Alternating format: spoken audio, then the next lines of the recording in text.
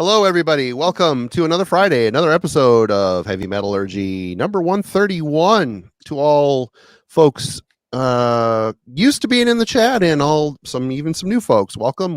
It's good to have you.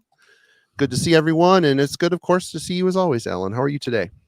I'm doing all right. I've had a little bit of a head cold this week, but actually relatively cleaned out right now. So hopefully I won't sniffle and cough too much. But yeah, it's just been a crazy week. Winter's kind of knocking on the door. Temperatures are dropping, dealing with Halloween. We've had family come in for a short visit. So yeah, it's been a crazy week, but no big problems. Hello to everybody in the chat. Nice to see folks joining. Big welcome to Dimitar, who's catching us live for the first time, which is really cool. Hope everyone has had a pretty solid week out there, enjoyed Halloween, and next morning you wake up and they're already playing Christmas music. Darn them. We are now officially into the holiday season, staring straight down the barrel of 6 weeks of Christmas music.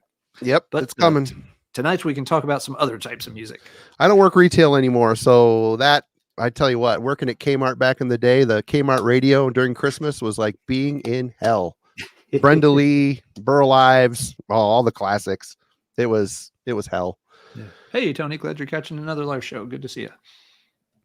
Well, without further ado, we've got a gentleman that's been on the show multiple times. Friend of the show, awesome guy. We're glad to have back Myke C-Town.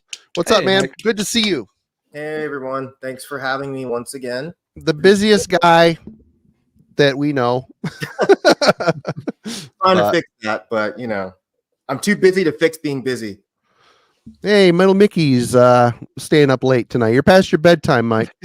Past your bedtime. But Mike, it's good to see you. And since the last time you were here, a wonderful development has happened. Mm-hmm. And I wanted to talk to you a little bit about this glorious tome of, well, I guess it's kind of an epitaph, really. It's a collective archives of a band you were in the early aughts. Would you say it was about 2000 era? Yeah, we were late 90s, early 2000s. Yep. Anyone that has not checked out Dawn of Orion, please do so. Links are in the description. Awesome booklet. Immigrant Sun Records put out this amazing collection. Double LP. This is everything the band ever did, plus a couple, 3 unreleased songs. Yep. So I guess we'll leave it to you. What was the impetus of, this band has been defunct for a long time. It's been defunct for longer than a lot of the people that are in the chat were probably been alive, I bet. Yeah. But yeah, it was really just the label, Immigrant Sun, hit me up and I don't call him the label, Sean, who's a great guy, hit me up and just asked if I wanted to do it. And I always wanted those songs on vinyl, but the only thing that came out on wax was the 7-inch. The other stuff was either on cassette or CD. Yep. So I was like, yeah, sure. But then he kept he kept kind of fucking with me. He's like, well, I'll do it if you guys record new songs. And I was like, then you're not doing it. Then he's like, oh, well, how about, you guys play a show? And I was like, then you're not doing it, dude. Cause I'm not doing any of that. But, he was just joking, but yeah, he eventually put it out and yeah, he designed it all. And I think it came out great. Even if it wasn't my band, I'd be pretty stoked on it. Even to the point where it was like, the old kind of like punk dude in me was like, oh man, this looks a little too nice. I feel like if somebody goes into a record store and picks that thing up and then they put it on, they're gonna be like, wait, the music doesn't quite match the layout. It's like I don't know. It's like expecting filet mignon and you get like a manwich or something, Yeah. I'm really fucking happy with the way it came out, especially the vinyl color. I can't remember which one I sent you, Marty, but yeah, there was a galaxy and then there was like a purple, and they both came out really, really, really nice. So yeah, I'm stoked on it, man. And you can't really I got the purple one. You can't really see in the light I'm in, but yeah, it's kind of like a marbled deal going on there, and I can see my ambiance candles in the background there. Yeah. Yeah, I ordered the other version that's got like the stardust constellation kind of pattern in it, which looks really, really cool. Thanks for getting that, Alan. I appreciate it. Oh yeah, I was glad to check it out. I'd heard the demos online before and was really impressed with them. So when you said you were working on it, just like, yep. Here's money. You take it, please. I sent that one copy to Austin, and I need to get him your contact info. He's like, I don't know how to get a hold of him, but he was blown away. He was blown away. He's like, I remember these songs. I had all this stuff. He's like, this just takes me back. These guys were awesome. It ripped. I'm like, well, I'll get you the contact, and then of course, in 1 year out the other, one brain cell out the other. But I think he had my number, but then I changed that one. But yeah, I mean, just the fact that all you guys enjoyed it makes me really happy. You know, we're one of those bands that I don't think that many people gave a shit when we were around, you know, in the late 90s. It was mostly like we would get stuff from dudes in Japan or dudes in Europe. You know, we did a couple tours or whatever, but it wasn't like we were super popular back then. But it's always one of those things where it's like, you know, people don't know, and then they find out later on, they're like, fuck, I totally missed out. Get it? Because that's this episode. Right.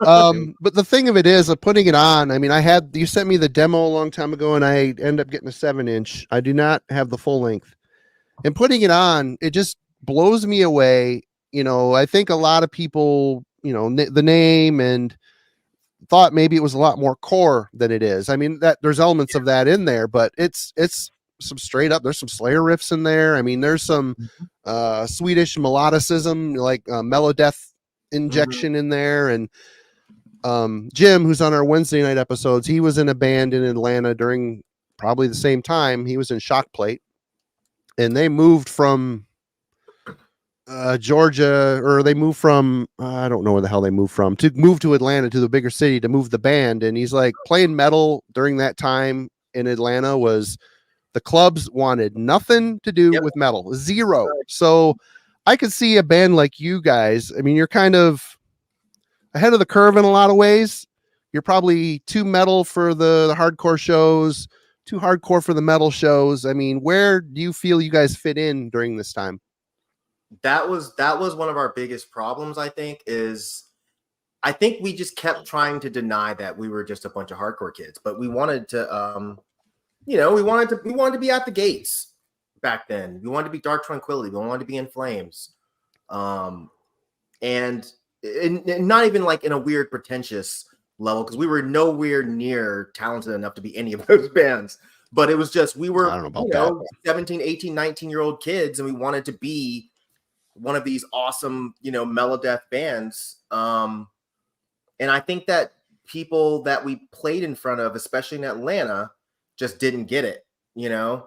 And I don't mean get it like they're stupid. They were just like, this is not what I came to a hardcore show to see. Because it's not like we could go play a big metal club, you know? Like, no metal club was going to book us with fucking Cannibal Corpse or something weird like that. So we played hardcore shows. But yeah, like, the hardcore kids were like, okay, this is cool, but where's the mosh? You know, and the mosh never comes. And they're like, all right, well, that was fun, but I'm not listening to this again. Yeah. So, and plus, to be totally honest, also for anyone that's from Atlanta that stumbles upon this video, we were also fucking assholes. That's the other thing. we were all, except for, you know, our guitar player Sam, who's the sweetest guy on the planet.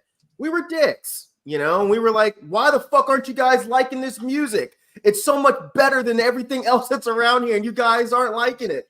Who'd want to fucking buy a CD or a shirt from a guy saying that shit, you know? So yeah, it's just one of those things. But yeah, it was a lot of fun, and I shit on the band a lot in jest, but I'm pretty proud of what we did. You know, I do think, pretentious or not, I do think that we were a bit ahead of that curve, because I've heard people like on Twitter that I've showed it to, they're like, oh yeah, you know, it would be cool, but I just hate that style of metalcore riffing. But it's like, dude, listen to it. If you knew half the dick about what you're talking about, we weren't playing metalcore riffing. That was before metalcore riffing was metalcore riffing.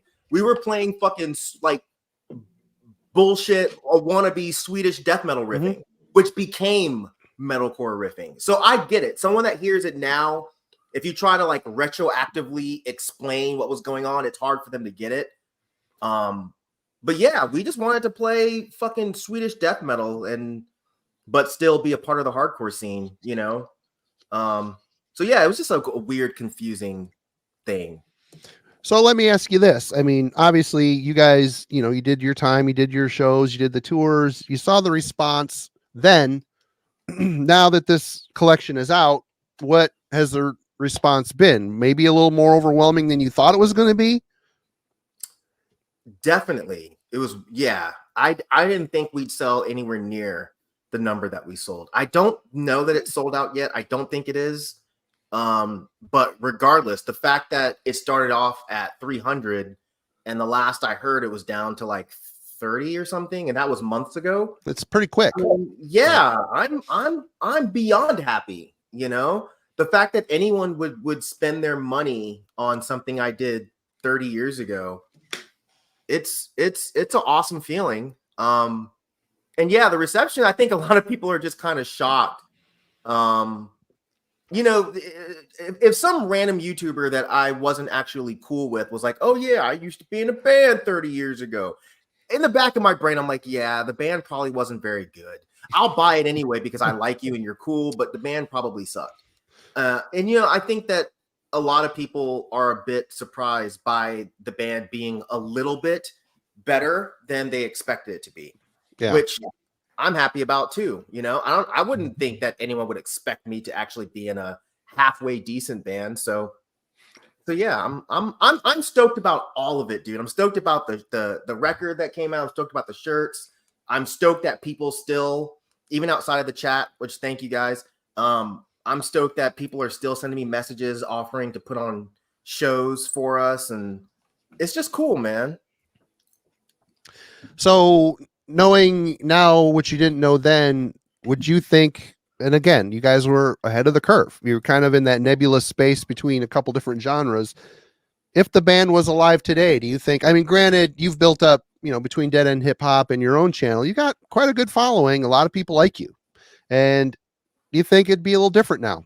If I'm not saying the band should back together, but do you think if you guys were trying to do the same thing you were doing back then, do you think there would be a different response today? I know that's an if type of scenario, but yeah, it's a big if. Big if. Do I think that the response would be different? I think I honestly do think if we did a reunion show, I think people would come a lot more than they did back in the day. I certainly would not get the band back together because of just what I was saying before. I mean, I think that if we were doing what we did back then today, I think it would come off very derivative. You know, I mean, a lot of those metalcore bands that play that style of riffing that we were playing, I'm not a fan of. I don't shit on them, you know, and I don't blame people for liking them. That's cool, but I'm not into that kind of stuff, so I wouldn't want to play with those bands. Yeah. So I think that if we got the band back together now, I think we would just automatically get lumped into a style of music and a subgenre that I'm not interested in, you know. Not that I'm too cool to play with those bands. It's just, you know, first of all, we're not good looking enough to play with a lot of those bands. I'm in the Glorious Dead, bro. You want to talk about a bunch of old fat fucks? Yeah. If we could do a reunion and play with y'all, that would be fucking awesome. That'd be great. Well, we're on our way down. Let us know. That would be we'll hit all the buffets between here and Marietta or wherever you're at down there. You'll just kind of Golden Corral TJ all the way to Atlanta. I think it would be a good time. Yeah, it'd be fun. So yeah, we'll see what happens. I don't know. I try not to say never, but I'm not really interested in a reunion show. I'm a bit too old. I feel like I'll just have a heart attack if I even try to scream again. But who knows? Who knows? Maybe down the line, if the guys really, really want to do it and they get me enough alcohol, I'll say yeah. It's one of those things, and it always sounds romantic. Oh, a show, we're doing a show, but people don't realize how much work goes into preparing for a show, especially if you're only doing a show. I mean, if you're going to do a string of things, you can use some of the shows as practice, but leading up to a show, you don't want to suck, and you're going to have to brush off all the cobwebs. Maybe a couple of the guys in the band don't play anymore. I mean, maybe they do. Yeah. So it's like, you got to dust off the cobwebs. Half the guys are going to have to buy new gear. Yep. It's a pain in the ass. Playing live, it's a pain in the ass. But coming from an old guy doing it, it's fun, but it's a lot of work. And it is what it is. It's a means to an end. But yeah, it's a lot of work. People don't seem to realize it. No, they don't. And outside of Sam, who did a couple of death metal bands afterwards, none of us did anything else. All of us were just like, all right, this band's broken up. We're done. Let's go just be old dudes and have kids and cats. But yeah, it would take a lot of work to get us back in shape, physically and mentally, to doing a show again. So, but yeah, it could still be fun. So, like I said, I'm trying not to say no. Yeah. Well, awesome. And again, if anybody wants to check out Dawn of Orion, there are 2 links in the description, one for the Dawn of Orion Bandcamp page and one for the Immigrant Sun Records Bandcamp page. I didn't look to see if anything was available for merch wise. I just put up the Bandcamp links. Y'all can do the homework from there on out. But hit up Myke if he's got copies left. I'm sure he'd be more than welcome to sell them to you. So again, very cool collection. I was pretty, like I said, I've heard the band, but hearing it all together, I was quite impressed. I think I thought you guys were kind of ahead of your time, and I thought it was great. Good stuff, good riffs, great vocals. Your vocals were sick. Feral, great. Loved the lyrics are really cool too. I'm really glad they printed all the lyrics, because I'm not good at making out words, but yeah, going through the book while you're saying, it's like, this is actually really cool. Very well put together and thought out. I didn't read the lyrics. There wasn't enough pictures. So I'll wait for the audiobook on that one. Marty, send me your booklet. I'll draw some stick figures around the edges, and that'll get you into them. Yes. Putting lyrics in there was a requirement. One last thing I'll say, that you're just talking about COVID. I mean, I was a weird kid, like a weird little vegan kid that was listening to a bunch of satanic metal at the time. One of the songs is actually about Mother Nature getting fed up with people and deciding to take them out with viruses. So I'm very glad that Mother Nature didn't succeed with you, Marty. But it tried twice. Years and years and years ago, 30 years ago, my little dorky ass in my college dorm room was writing songs about basically what happened with COVID. But I don't know. Yeah, we were like, had that third eye open a long time ago, man. It's like all the thrash bands back in the day singing about environmental holocaust, and it's like, were they prophets? right. Oh, wait. This comment. Did you guys ever cross paths with early Black Dahlia murder? What's really funny is I have an old picture of Trevor playing with Black Dahlia murder in a Dawn of Orion shirt. Oh, wow. I don't think I've ever posted it, but I've only talked to him a few times. It was a long ass time ago. Anyone that tells you that guy was an absolute sweetheart, they are underselling it. He was so fucking nice, and he wasn't afraid to be like a fan of a band. Some dudes are like way too cool to be like, oh, I really like your band. Not him. He was like, nah, you guys are fucking awesome. They were way bigger than us. But yeah, I have a picture somewhere of him playing in a Dawn of Orion shirt. So yeah, he was a good dude. And very knowledgeable on music. He kind of knew what was up on a lot of stuff. I mean, not just the popular, he was into the underground stuff too. Yep. He knew his shit. He was definitely a student. He wasn't just like some doofy hardcore kid from back in the day. Like, nah, he knew his shit. Yeah.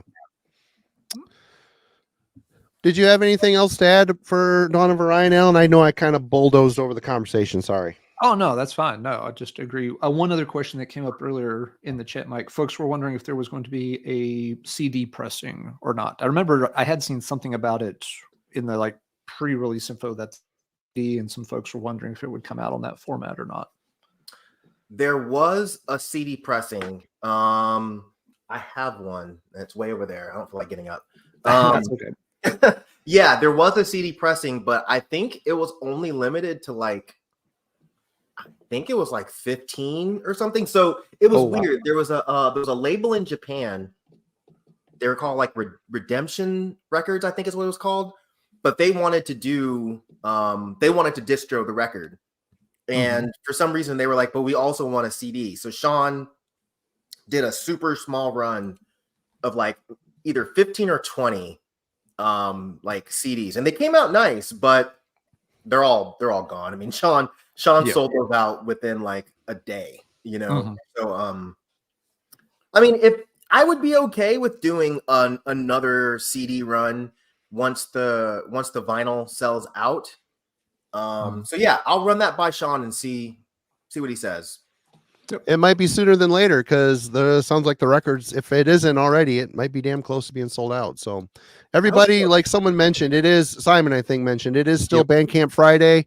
Now would be a good time to get onto one of those Bandcamp links and send the band or the label the full amount of what they're owed. So right on. Well, again, thank you for sending those, Mike. Really appreciate it. It's killer. I wouldn't say that just because I know I can be constructive and kind, but I loved it. I thought it was great. I've listened to it quite a bit. Good shit. Really good shit. Thanks, dude. But, thanks, dude. Very cool stuff. Thanks. Well, we have gathered here today to, what are we doing here, Alan? I mean, you and I had, I took this a little differently, I guess, than it was intended, but we're still going to be all right. There's a few ways. We're talking about bands that we were kind of late to, and that can be taken a couple of different ways. One thing is it may be a band you just never got around to checking out ever until an unusually long time had passed. There are certain bands that you kind of expect to check out relatively soon when you get into a genre. And, there's also when a new band comes out, sometimes you check them out and sometimes you just never do. And then you check and it's been like 10 years. Like, I never did listen to them. So you could take it that way. You could also take it in the sense that, sometimes you do like kind of give something a cursory listen, but it doesn't really sink in. And you're like, I'll come back around to that eventually, but it takes you a while to, even though you've heard it, you haven't really absorbed it or processed it. And again, before you know it, it sat there on the shelf for a while before you finally like, oh yeah, right. I was supposed to play this again. And then it starts to make some more sense to you. So those are some of the kinds of things we're talking about tonight. But yeah, what other scenarios do y'all think of for late to the party? Are there some that I haven't mentioned there? No, I mean, for me, I took it as bands that I either didn't agree with the hype, and get a bunch of people saying something is great. The less I want to listen to it. I don't know why that is. I've eaten a bunch of crow over it over the years, but and I also took it as bands that I maybe checked out when I wasn't ready to check them out, didn't like it, and then came back to it later and heard it completely different, and then had to own everything. So. We kind of had that topic earlier, but that's kind of how I took it. So I'm kind of in that realm. Excuse me. All right. Yep. Yelling at the cloud. What's up, Mel? But Mike, let's start with you. You're the guest. Guest always goes first. We'll do this round robin action here. Get the party started. Okay. So most of these are records just because I feel like they're easier to show. There are a couple CDs. But yeah, I'm going to start off with one that I think would shock people the most. I was going to save this to last, but some folks might fall asleep. But this guy here, Celtic Frost. What? Yeah. I was beyond late. Like late's not even a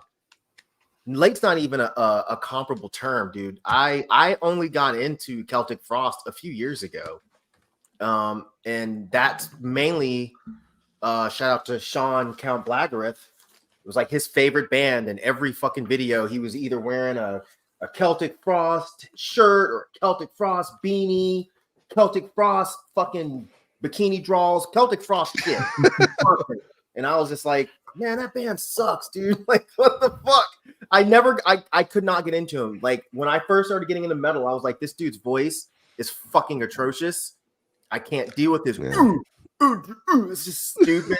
And the riffs were just fucking just goofy, like chunk riffs. I don't know what happened a few years ago. I have no idea what happened, but I put it on again and I was like, this shit fucking rules. This is great. I don't know what was wrong with me. And now I absolutely love this band. Mostly this album. But yeah, now I like them. How did Monotheist sit with you? It's good, but I like that one more. But I'm still, when I tell you it's been like the last couple of years, so I'm still working through all of their stuff. I still can't get into Triptychon at all. Really? But, nah, I can't. And the thing is, I know it'll click at some point because it's not like it sounds that different from Celtic Frost. It's a bit slower, maybe, but yeah, I'm still working through their catalog. But that one right there is just awesome. I love it. Good pick. Great start. Get people riled up a little bit. I love it. Yeah. Yeah, that's part of the fun of this topic is, it does lead to those moments like, how did you not hear that? Or how did you not like that? But Right. It happens to all of us. Everyone's got bands that are going to fall in this category. Folks have been mentioning their own personal examples in the chat already. And there's some very good ones there. Let's see. The first one I'll mention is a band that I've known this band for a long time, but I feel like it's one of those bands most people are introduced to very soon when they get into heavy metal, and I wasn't. And the band is Slayer. I listened to metal for a solid 3 years before I ever heard a full Slayer album. I heard a song here and there, but for whatever reason, they just never really crossed my path. Again, I lived out in the country. There were only a small number of kids that were listening to metal stuff, but none of them had Slayer albums. And the only way to hear stuff was either you went out and bought it or you borrowed it from a friend who already had it. And none of the other guys had it. And I wasn't drawn to check out Slayer. I heard one or two songs on a compilation here, compilation there. It's like, okay, yeah, that's kind of what I expected based on, the hearsay and rumors about their reputation. But 3 years later, I finally got around to, and this was the first one I heard, was South of Heaven. And it was at a library. Wow. It was like, oh, they've got a Slayer record in the listening room. Sure, let's see what Slayer sounds like for real. And it's like, oh, well, that's really good. I should go buy some of those albums. And so I started to pick them up. But it was very strange. I was, this is still, I've heard them in the early 90s, so I've listened to them for 30 years. But in those first 3 years, I'd already heard, tons of thrash stuff. I already had Carcass albums. I already had Napalm Death albums. I was already getting into new wave of British heavy metal stuff and, working back into some of the older, more obscure things. Witchfinder General was on my shopping list before Slayer was. And that definitely seems like it's out of order, and thus Slayer was a little late to the party back then. One of those seminal bands that you should check out quickly. And there was a delay just because of availability. Someone was mentioning it in the chat earlier. Dimitar made this point, and some other folks did too. Today, if I tell somebody, check out this band, it's like YouTube, tap, tap, tap, you listen to it. There is no barrier. Yeah. As long as you have a Wi-Fi signal, you can check out almost any band you want to. Anything. Yep. Yeah. In the late 80s and early 90s, someone's like, hey, you should check out Slayer. It's like, okay, do you have a copy I can listen to? No. Yep.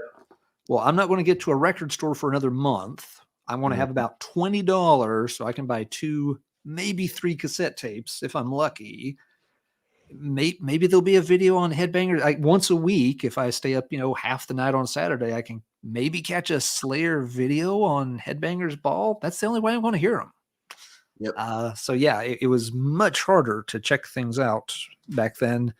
If you didn't buy it, you often didn't get to hear it. So some bands would definitely just kind of slip past you, and you never had the opportunity. So, I will start with Slayer. And Marty, what are you going to start with? A lot of the younger generation don't understand the struggle. You either had to have a friend that was into it that dubbed you tapes or compilations. It was the Best of Metal Blade Volume 1 cassette. The first song on it's Chemical Warfare by Slayer, which to this day is my favorite Slayer song. And that I heard that song, I'm like, yeah, I need more of this, please. So that set me on the trail for sure. All right, band that I was kind of oblivious to and super late to, but man, I fell head over heels in love for Manila Road. Yep. There was this almost album. Everybody was late to this band. Yep, and it's sad because I'm glad Mark lived to be able to enjoy some of the appreciation that this band amassed as they went through the years, and they remained productive. This is their comeback album, came out in 2000, I believe. Yep, Atlantis Rising. This was sent in as a promo for me to review, and my buddy Jeff had made me a comp tape of some songs that I liked, but once I heard everything, like one solid album, this album blew me away. It's still one of my favorites. I love this record. This band was sadly overlooked when they were alive and kicking, and probably their formative years, but they came back with a vengeance. And whether you love all the post reunion albums or not, there's still some great records and some great songs. Even if you don't like a whole album, there's always 5 or 6 killer songs on each record. But Manila Road for me, I made up for lost time. I own everything they've done on vinyl except for one record, which I don't need. It was kind of the Circus Maximus. It was supposed to be a solo record. It's kind of glammy, not very good. I have the CD. That's good enough for me. But all the rest, vinyl, love them. One of my favorite bands. So I was late to the party, but I made up for lost time for sure. Yeah, pretty much the whole party was a good 15 years late to the Manila Road tables, so don't feel too bad. No serious penalty flag for that one. And cheers to labels like High Roller and Shadow Kingdom, and that kept those old classic records. I mean, you could still go find them for cheap. They're in stock. They're classics. Definitely check them out. Mike. Okay. My next one, I'm gonna go ahead and get this one out of the way. This was another one I was gonna save for last because I think people would be kind of shocked by this, but Alan, I am with you. I first heard Slayer when I was getting into metal. I thought it was absolute dog shit. I heard Hell Awaits in a buddy of mine's car when we were going to skate, and I was like, I'd already was a huge fan of King Diamond. I was into Manowar. I had already been getting into death metal, so I was listening to Morbid Angel and Cannibal Corpse and Deicide and all that kind of shit. But I had heard like one Slayer song, and I was like, nah, I'm good on this. This is just one of those weird bands that people like for whatever reason. And then we were hanging out, skating, like I said, and they played Hell Awaits, and I was like, why is he singing like this? This is stupid. I don't like it. Then years later, there used to be a record store here that had a metal box. You can buy records for like $3, and I got this Metal Massacre Volume 3 that for has $3. $3, dude. $3. Nice. And it has as everyone that's a metal nerd knows, there's a Aggressive Perfector, and I was like, this song's kind of good. I think I might want to hear a little bit more of this these Slayer guys. And then I heard South of Heaven. I got that at a pawn shop, and it absolutely blew me away. I think it's just one of those situations where I started with the wrong album. You know, I still don't listen to Hell Awaits that often. I love it now, but as an intro to Slayer, it's probably not the best. It's my least favorite of the first 3 for sure. I mean, the first 3 records, they all sound like Slayer, but they sound different. I mean, they're each different style a little bit. Yeah, and Alan, you hit it on the nose. You know, unless you had friends, or one of y'all said this, y'all both hit it on the nose together as a team. Unless you had a friend that was into metal, it wasn't like you could just go on YouTube and click and listen. Yep. You couldn't go on Spotify. You'd had to have someone that would either give it to you or let you hear it at their house or make a dub. So yeah, I mean, I heard Slayer bits here and there and was just like, this band's stupid. And then it's just funny because now, of course, they're one of my favorite bands. I've seen them a million times. And yeah, it's just weird how that works. Yep. It's funny you mentioned buying it at a pawn shop. We had a pawn shop up here that's long gone, but back in those days, I would go in and they had all the tapes. All tapes were $1. Someone would dump their metal cassettes, and I would just go through $20-$30 worth of cassettes, and it was like a gold mine. Half the tapes probably didn't work, but still for that price, it was worth a shot. But sure. I got a lot of classics. I mean, Camelot, they sold tapes for what was it? $13.99 or $14.99, some ridiculous price. So to be able to walk in and get a Slayer tape or a Tankard tape or something that I normally would have paid a bunch of money new, it was cool. It was cool. The pawn shops were great for that shit. They still kind of are. Depends on when you hit them. I mean, there's a lot of garbage in it, but anyway. Hey, there's over 100 people in the chat. Cheers to everybody for hanging out with us tonight. Hey. All right. Alan. All right. Another one. This is kind of like the Slayer situation where I've known the band for a long time now, but it feels like one of those bands that a lot of people would consider, this is like one of the 10 bands you should check out right away if you're getting into metal. And I didn't check them out for years, was Motorhead. And this was another case where just nobody in our limited rural circle had any Motorhead recordings whatsoever. You heard the song Ace of Spades, of course, here and there on a compilation. It's like, okay, that's a cool song, but nobody really had any of the albums. And part of it with me may have been timing, getting into metal in the very late 80s. At that point, Motorhead, you already well past, the classic, power trio lineup. They were on different labels that didn't always have the best distribution. And also they kind of, seemed like you'd see their albums maybe when you made it to the record store. But I was like, I haven't heard enough by them to make me want to pick up an album without knowing more. So yeah, another thing that was weird in my case, the first album I eventually ended up getting was at a record show, and it was Orgasmatron of all albums, which is a cool album and I like it, but it's got that very weird processed electronic sound to it, which they don't really have that vibe on any of their other records. So for a long time in my head, that's what Motorhead was. Motorhead was this almost, band with all these, weird electronic effects, on the bass and everything. It's just like, it's kind of cool, and I kind of like some of the songs on it, but I don't know if I need a whole bunch of albums that sound like that. So yeah, it really wasn't until more like the mid 90s where I would start to see some other Motorhead albums trickle in to used bins here and there and be like, oh, okay, well, it's $5. I'll pick up 1916 and, oh, okay, this one's actually pretty good. Hey, it doesn't have that weird electronic sound on the drums and everything. So yeah, I pieced, Motorhead's catalog together more starting around that time, like 96, 97. Before that, it was just, a few songs here and there. And then, this one copy of Orgasmatron. And I think somewhere along the line, I think I had one live album, but it was an odd one. It wasn't this one, which is what you'd expect. I think it was like the Live at Brixton set or like Lemmy's birthday set. So Motorhead was one that, I just kind of bypassed for a long time, not for any reason, just, never quite had the incentive to dive into them. So I kind of had to wade in very slowly years later. That was cool seeing Motorhead on the Young Ones. That was such a great show. All right. I'm with you. I'm with you on Motorhead, Alan. I got into them super duper late, and it's for such a stupid reason.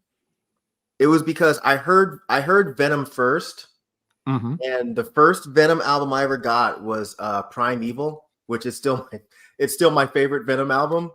But I heard Motorhead afterwards, and I was like, this fucking band is ripping off Venom. Fuck these guys. Fuck these guys, man. Yep. And then I saw a video. I can't remember if it was on Headbangers Ball, but it was, and Lemmy was wearing them little fucking Daisy Dukes, and I was like, oh, This dude's a poser. Like, what the fuck? Venom's up here fucking singing about fucking Satan and shit. And this motherfucker's up here with Daisy Dukes with the pockets of his shorts hanging out longer than the bottom. I was like, nah, dude, fuck this band. But Yeah, it took probably 15 years for me to get into Motorhead. And of course, now I love them. Yeah, that was not a good look for Lemmy. He didn't give a shit though. That's the beautiful part of that look. He didn't care.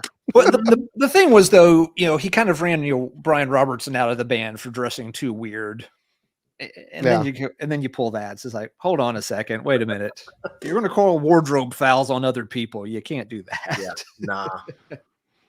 Well, the Lemmy was looking like a Krusty with the Daisy Dukes. Robo was looking like Flashdance. He had the headbands and the stretchy pants and the track shorts on and the little ballerina slippers. It's like, come on, man. Tomato, really? Yeah. You're really trying to cut that hair there awfully thin, Marty. All right. Well, let's kind of keep it related. Friends for sure. I am super late to this band. Holy shit, am I late to this band? Oh, wow.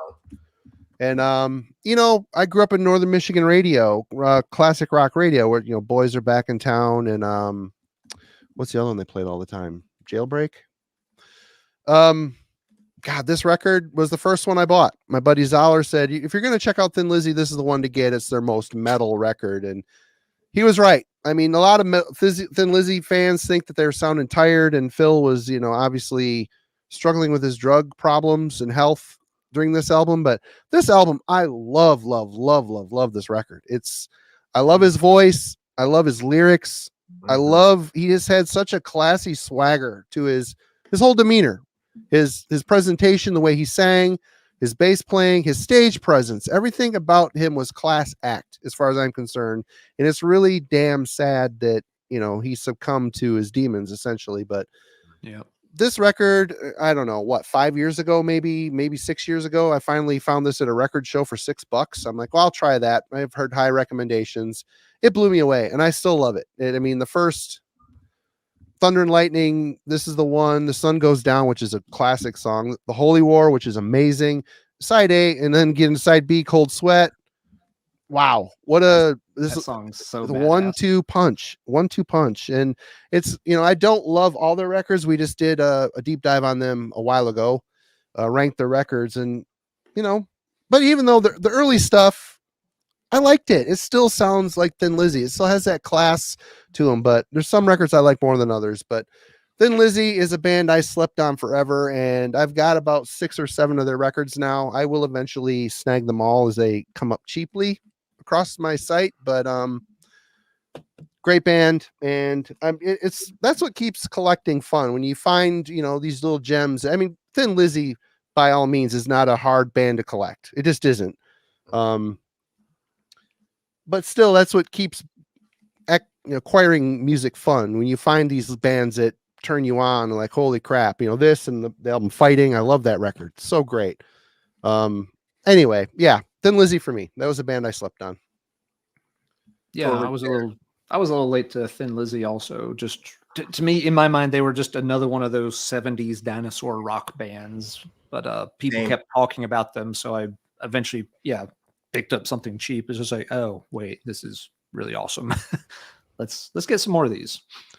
They sounded like nobody else, which is cool. And the guitar playing, if you can listen to, as soon as they got Brian Robertson in the band, they introduced that twin guitar lead.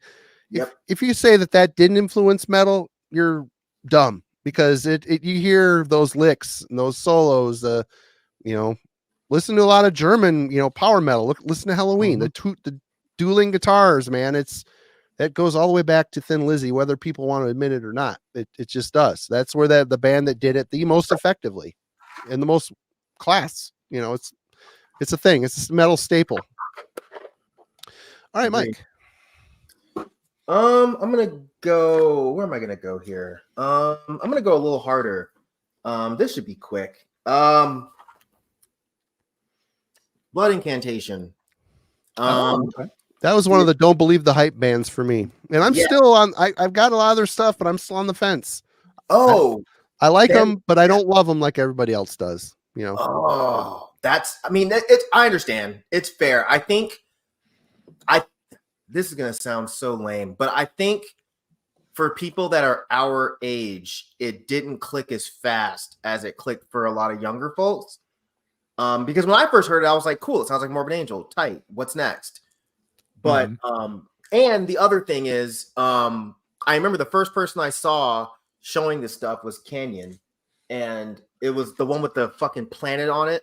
Yeah, the EP. Oh yeah. I fucking hate space themed metal, which is what's so funny about the fact that our record has fucking galaxies and shit all over So you it. like Voivod? Nah, no, that's another band that I could have said Voivod for this, but I don't have a single Voivod album. Right on. But yeah. Well, now that I've heard that, I may have to change that for you. We'll see. We'll see what turns up. Anyway, I like some things that I've heard, but then they have really bad albums. Oh yeah, they have a couple bad ones. Yeah, I don't know the difference, so I just never really bought any of them. I was like, I'm good. I don't need any Voivod. But yeah, no, this band took a long time for it to click, and it was I think it was when they did the Hidden History album. I think that's when I got into them because I was like, okay, cool. I thought they were just lame space themes singing about fucking celestials and shit. they kind of are. Now that I feel like they're singing about like extraterrestrials, then I was like, okay, that's kind of cool. Yeah. So, but now I fucking love this band. I've seen them a ton of times. They're always incredibly good live. They're super, super, super talented. And yeah, watching them play that shit in front of you is just, it's really, really, really cool. So yeah. All right. Good pick. Alan. Yep. Yeah. Blood Incantation. Yep. Bit controversial for folks. I kind of dig them, but it's not for everybody. I like them too. I don't know. I think I like the bands that influence them a bit more. Anyway. Sure. I mean, Morbid Angel's all over their stuff. Yep. You know. Oh yeah, very much so. All right. Here's another one that now again, I've now known this band for over 25 years, but they were not part of my initial metal education. I didn't hear them until probably around 97.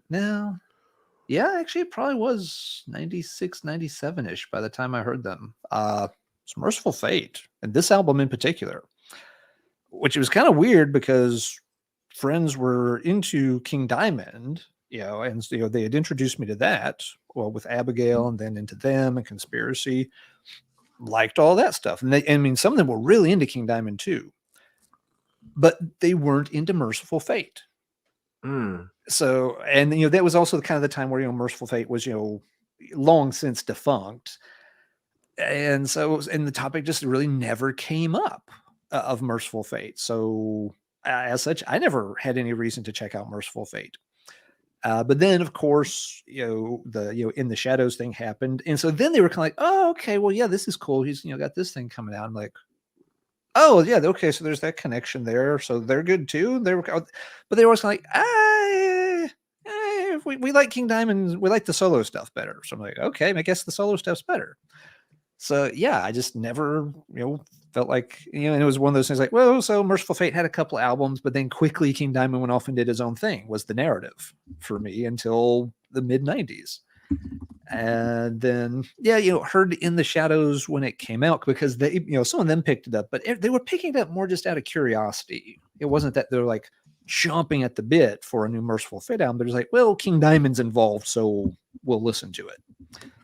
But then eventually found this in a used record store one day and just kind of picked it up on a lark. It's like I'm just going to go ahead and pick it up and see what it's like, because I never have gone back and checked those out.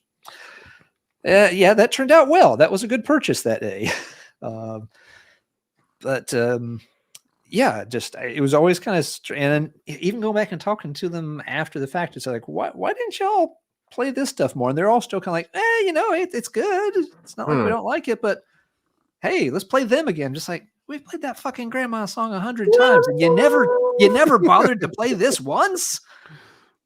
Yeah, it's kind of strange that they're in their mind, they were very much on the King Diamond lineup and just not that not that enthusiastic about the Merciful Fate stuff. Boy, people have good memories. Didn't Alan choose a couple different albums instead of Don't Break the Oath on a couple of Keep a Reap videos? Someone else mentioned that as well, I think. I emotionally scarred some people with those. You did.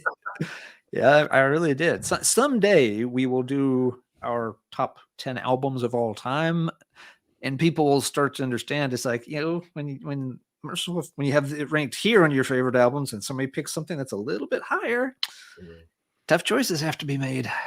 But yep. But so the Merciful Fate stuff, it was. I was probably listening to metal for a good 8 years before I heard any of the original early Merciful Fate stuff. All right. Okay. I think Mike mentioned these guys earlier, so let's just get into this. Manowar.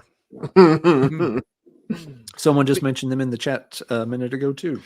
I mean, you're going through the tape section of Camelot, and you stare deep into Joey DeMaio's loincloth, and you see that I don't give a shit body hair going on there. And, it's like, wow, this is a tough sell. This is on that album cover alone. That's a tough sell, my friend. And, thankfully, again, my buddy Jeff Wagner made me a comp of like all their hits, which I enjoyed. I'm like, wow, this stuff's kind of heavy, kind of doomy, kind of weird. Then I saw them live at the the first ever New England Metal and Hardcore Fest out in Boston area, Worcester, Mass. They blew me away. I couldn't believe how great they were. Absolutely amazing. Loud, so perfect, so much power. So, yep. Then I came back and listened to that little compilation tape a little bit differently and started grabbing the records. I was late to these probably about the same time I was getting into Manila Road. I was getting into Manowar. So it was those early 2000s were a transformative era for me, from going from brutal, heavy, evil death metal to pretty much the cultist of cult black metal. If it was a guy with a drum machine in his grandma's basement, I loved it. And that, it took maybe a decade for that to kind of get out of my system, but I'm glad it did. I feel my musical vocabulary is a little more well-rounded these days, as opposed to just focusing on one underground style. So, yep, Manowar. Late to the party, but I again made up for lost time. Even though they made it hard, some of their newer stuff was pretty crappy. But the classic Ross the Boss era, so good. Yeah, so you're right there, Marty. That album cover would definitely steer you up towards some other purchase when you're a kid looking through the racks. I mean, how do you put baby oil to get the muscles to glisten when you have so much body hair? It'd be like, it's not working, guys. Quick, put this dead animal thing on you. Okay, now I'm cool again. Well, hold on while we put the shit green earth tone 70s filter on the camera too, so that it really looks like it's completely out of date. Maybe if we put the Vaseline on the camera, we'll look even more buff. Yeah. All right, Mike. I don't know what it says about me, but I had the absolute opposite reaction when I saw that album cover. I was like, oh, I need to buy this right now. Oh, yeah. Fair enough. Yeah. Well, I guess speaking of the cultist of cults, this album. So when I was first getting into black metal, I've told this story before. I was like tape trading. And I remember getting this and someone being like, oh, yeah, Euronymous put it out on Death Like Silence. So I was like, oh, it's going to be awesome. Mm-hmm. And when I got it, I was like, this is dog shit. What the fuck is wrong with this Euronymous guy? This album is fucking terrible. And it was another one of those situations where it was probably 10, 15 years later when I finally heard it again, and I was like, wait a minute, this is really good. And it was because I think it was Sam L, if I'm not mistaken. I'm pretty sure it was Sam L that did a cover of a Psy song. And I was like, this song is cool. Then I looked up and realized it was Psy. I went back to this record and I was like, I don't know what the hell was wrong with me. I think at the time that I heard this, I was just getting into black metal, and it simply didn't sound like black metal to me. It sounded like it was chunky. It was a little bit slow. It was really, really, really fucking weird. So it just didn't click. but now I am beyond obsessed with this album. I've still never seen Psy. I want to really badly, but yeah, I don't know if y'all are into this one, but you know, they did all those weird like jazzy prog records after that I'm kind of hit or miss on, but that record there I think is absolutely stellar. No, I like that album a lot, and yeah, I like most of their stuff. I actually ordered one of the Psy albums that I'm missing. I just ordered it this afternoon. Really? Yep. That's yeah. funny. I missed it's not a really old one. It's just one that came out a few years ago that somehow I just completely missed when it came out. But I did get to see them live once in North Carolina, of all places. They did a small tour with Deceased in the real early 2000s. I don't know if it was 2000, 2001, somewhere around there, but they played a small place down there and went and checked out. They were really fun. It was probably for the Imaginary Sonoscapes tour, I would guess. I think that was probably the new album at the time. Yeah, they've definitely played here, but I think it was during the time when I was like, I don't like this band still. Yep. But yeah, they're not a great introduction to black metal. I'll say that, because they weren't a traditional black metal band. They were one of those bands that you could look at them and say, yeah, you guys aren't going to play black metal for too long because you're too good of musicians, you know? Yeah. It's kind of interesting because they're a little bit similar to, like, you know, early Celtic Frost and Hellhammer, which you said, you know, earlier was something you didn't get into right away either. That, yeah, it's that slower, really heavy kind of, you know, riffage. Yep, you're absolutely correct. And like when I got into Sam L, it just made sense because I love them, and they're not a traditional black metal band either. They're very Celtic Frosty. Yeah, so. Their early albums are very much in that same kind of mold. Yep. Very cool. Good example. But yeah, fun album. All right, Alan. All right, well, let's do some black metal here too. So this is a band I just have really started to check out, I guess last year, but I've been spending more time with them this year, and mainly based on a lot of recommendations from people in the YouTube community, folks like Kellen over at Killing for Company, Jeff over at Gas Masks and Hand Grenades kept talking about this band. And so I was like, okay, it's time to give them a chance. The band is Blut Nord. And I just grabbed, this was their debut, just pulled this one off the shelf, Ultima Thule. And yeah, I've really been enjoying the stuff. Yeah, I'm taking my time with this band. They've got a pretty long discography at this point, and you know, the albums get kind of involved and complex. So I decided I was like, I'm just going to very slowly eke my way through this. I've picked up the first two albums and the most recent two albums, I think, is where I'm at. Mystical Beast of Rebellion. That is like a nightmarish, awesome, sick black metal record. That album is my favorite. It's so sick. It's great. Like the bending of the chords, bending the strings while you're tremolo picking. It just sounds diseased. I love it. Great stuff. I've enjoyed all the albums so far, but it's just, you know, I'm being very careful here. I don't want to binge listen to the band. I'm not going to run out and buy 10 Blut Nord albums because I know what would happen. I would play each one once or twice, not really fully get them, and then they would just kind of get shoved aside, and it would take me forever to circle back through them. So I'm like, I'm just going to I want to pace myself on this band. I'm going to get each album, make sure I kind of give it plenty of time, get a feel for it, then I'll pick up the next one. So just kind of walking through the catalog that way. In terms of why did I avoid this band for so long, I never quite got them in the right category in my brain. I always tended to lump these guys in with acts like Dotemsgard and some of those other very arty black metal Norwegian bands. Which, you know, Blut Nord, they're not Norwegian for one thing, but I always had them in that same quadrant of black metal where it's like, you know, these are going to be the guys, yes, you know, wearing the Angora turtleneck sweaters, petting the hairless cats, as Marty likes to say. And that kind of stuff I like on occasion, but it's most likely doesn't click with me when I play those kind of albums. So it's just like, it's probably not a band that I would get into much. But yeah, with, you know, folks like Kellen and Jeff really talking them up a lot, I figured, yeah, okay, it can't hurt to give them a chance. And as I looked into it more, it's like, actually, I don't think I ever did give him a chance. Because when I looked up the album, I was like, well, no, the album I was thinking of was a Dodheimsgard album. And the other one was a Solefald album. I guess I never did actually listen to this band. So I lumped them in with some other bands that had never clicked with me. And so I never gave them a chance to click until, just in the last year or so. So I'm working on it, guys. Give me some time. I'm not going to rush this one. I'm going to take it nice and slow and enjoy the trip.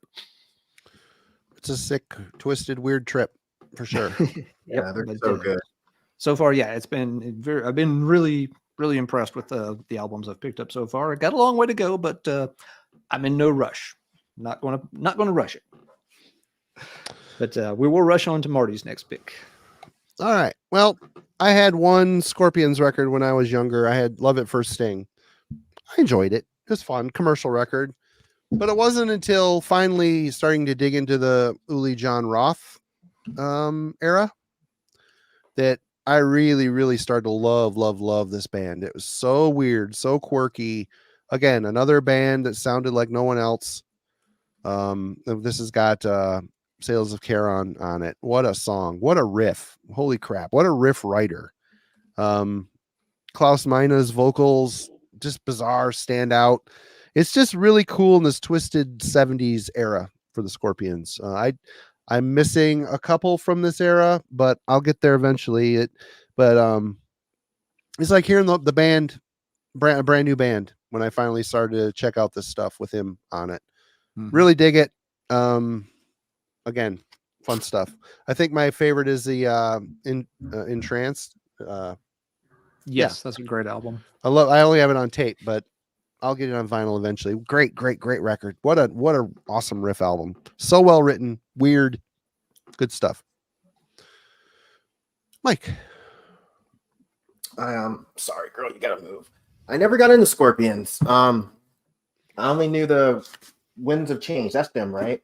Oh yeah, no, that was the their only Scorpion song I know. I think that song right there gave them a new lease on life, and they're still crawling along into their 70s or whatever they are, 80s. I don't know. They're old. They've been around forever. Well, maybe I'll check them out. So this is a band that I got into really late. And apparently I missed the really good albums before getting this one. And this is probably going to piss some people off, but whatever. Knockmistium. This is a balancing machine. So yes, of course, we can all start with fuck Blake Judd forever. He's an absolute piece of shit. Never trusted Joe Druggy. I mean, Thankfully, my dealings with him were before he got into it, so he was always true to his trades and whatever. But I was not trading with him anymore when he got into trouble. Thankfully, a lot of us learn the hard way what it feels like to give people second chances. Not always good. It's not always positive. Not always good. But I cannot lie. This album, fucking God, it's good. It is super good. And when I first heard it, I was like, oh, this must be some new band. And then I realized that they had so many albums prior to this that are also really, really, really, really good.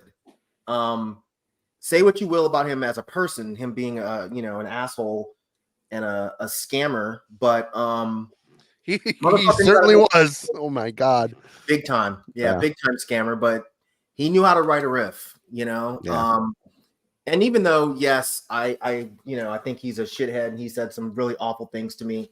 I hope he's better. I hope he's well. I hope he's healthy and maybe getting over the demons that made him do these shitty things. But all that aside, I got to Knockmistium really late. And I think they played here, and it was well before I knew who they were. And I think that what made me not want to listen to them is I thought their logo was stupid. And that's how much of a child I was when I was like really, really buying black metal albums back in the day. It was just like, oh, your logo's dumb, so therefore I bet your band sucks, so I'm just not going to buy the album. I hear what you're saying, but I would take a badly drawn logo any day over like when bands have a shitty logo and they opt to go for the font. Oh, like down the road, they're like, oh, like at the gates. As soon as that start, or in flames, as soon as that start happening, I'm like, wait a minute, this stuff's starting to suck a little bit. I mean, the logo really isn't bad though. That's the thing. The logo's cool. Yeah, it's not bad. I was being a dork, but yeah. Anyways. Yeah, we've all done that though. We've looked at like a band photo or a logo and just been like, oh, that's stupid. You're being stupid. Your record's stupid. Your music's stupid, and without hearing a note of it, it happens. Yep. All right. Yeah. And no, that's a good call, Mike. I agree. I mean, his personal issues aside, I always liked a lot of his music. He did some very interesting and cool stuff. Oh yeah, my turn. All right, I want to step outside of metal just a little bit here into a related realm. We'll do a prog realm. This is the band I have gotten introduced to the most recently. So I guess technically it's the band I've avoided for the longest time. I have finally, in the past month, got an old Genesis album. I have never gone back and checked out any of the classic Genesis material, widely hailed as arguably the best prog band of the 1970s. All I've ever known by this band is, Phil Collins, Studio, Invisible Touch, and I Can Hear It Coming, and all that kind of stuff, which is fine. I don't mind that stuff. I was never majorly into it, but the individual songs were fine for what they were. Yeah, but people have talked, the legends of back in the day with Peter Gabriel and the band and all that stuff, and it's just like, okay, prog and me. Yeah, bottom line is I'm not smart enough to understand prog music most of the time. I'm not a musician of any type is one part of it. So while a lot of people can listen to Steve Hackett and be like, oh my God, listen to the way he's playing this inverted chord, I'm just like, that sounds strange. I don't know what he's doing. Alan, Melanie just said, welcome to the island, by the way. I'll bring the cowboy. I'll bring 2 cowboy hats, Melanie, since you didn't have one. So we'll both have cowboy hats. But yeah, so I can't appreciate the musical complexity from that angle. I don't have the musical theory background whatsoever. But people talk this band up so much. And so it's been in the back of my mind for a while that I ought to give it a chance. About a year or so ago, Radical Research did a full episode on The Lamb Laid Down on Broadway. Yep. Which I listened to. It was really interesting, even though I didn't know the album. And so I was like, okay, let's see what this sounds like. 25 minutes later, it's just like, I don't know what the fuck I'm listening to. I have no idea what's happening here. I just like, let's go on to the next video, please. I'm not ready for this. But it was in the back of my mind. If I saw something show up cheap at a used store, I'd come back around. And yeah, this was, $5 at a used bookstore in town. I'm like, that looks like an early Genesis album. Yeah, the copyright says it's an early Genesis album. So I have picked it up, and I picked up a few more too that also showed up. And so I'm slowly going to start working on some of this early Genesis stuff. This is their second album, Trespass, which apparently popular consent among the fan base is that the first album is treated as a persona non grata. In some people's mind, this is the first album. They just pretend the first album does not exist. But yeah, this one I've played it a few times, and it's pretty decent. It's this one now. This is still pre Phil Collins and pre Steve Hackett, so it's not the classic 70s lineup yet. But you can kind of see, they're tinkering with, some interesting ideas. Some of the songs, especially like The Knife, they're definitely showing signs of getting into the really, proggy end of things. But, some of the other songs are still relatively simple, kind of, a relatively pastoral type of 70s, early 70s rock. So yeah, so far, so good. This one hasn't scared me away the way, Broadway did. So I'm going to keep, eking through it. I'm checking out the first album just to see what happened on that one. And then I've got Foxtrot and one of the Selling England by the Pound is also sitting over here on the shelf because they were all like $4 a piece. I'm like, shit for that. If I don't like them, so what?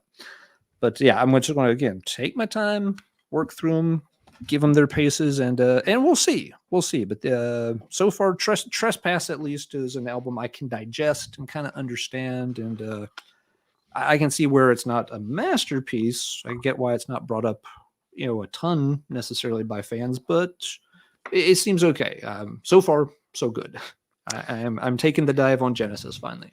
I got to say, last week during my COVID time, either in bed or in the chair watching YouTube, I watched 2 different Genesis concerts from the Peter Gabriel era.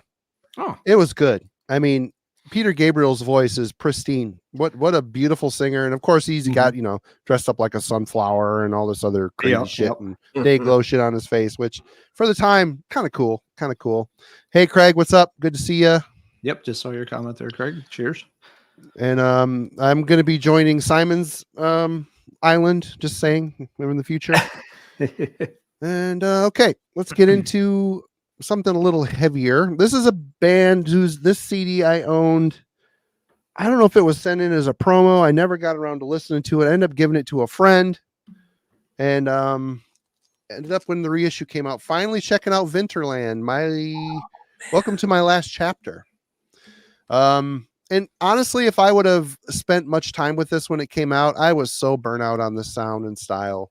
And ultimately, listening to it again more intently, I mean, it's dissection, sacramentum, worship. I mean, there's no real differentiation here, but this is a classic record, reissued by Black Lodge, and I think just Black Lodge. Oh, there's some other logos down there that I can't read, but yeah, Winterland. These guys are Swedish, right? Am I wrong there? I think so. I'm pretty sure. Yeah, I do not know off the top of my head. But again, if you're into Sacramentum, you're into the first 2 dissection records. This is or even Nagelfar, the Swedish Nagelfar, with Jens Ryden on vocals. Very much in that league. Dawn, exactly. Oh, again, there was so much of this shit. I mean, you couldn't swing a stick in the late 90s, early 2000s and not hit a melodeath, Swedish melodeath, or Swedish, melodic black metal band. This is kind of the way it was. Yep. They're not Swedish. Yes. Also Swedish. Okay. Yeah, they're Swedish. Cool. Right on. So yeah, this was one that it took a reissue for me to finally get and properly absorb it. And is it the best thing ever? No, but it's good. It's solid. It deserved a reissue for sure. And I was super late to the party on that for sure. Yeah, I was so excited when that reissue came out. I bought that shit so quick. Yeah. Bought that album. Yeah, the CD I gave away ended up being hundreds and hundreds of dollars on eBay at some point. I'm like, whoa, what happened? But all right, Mike.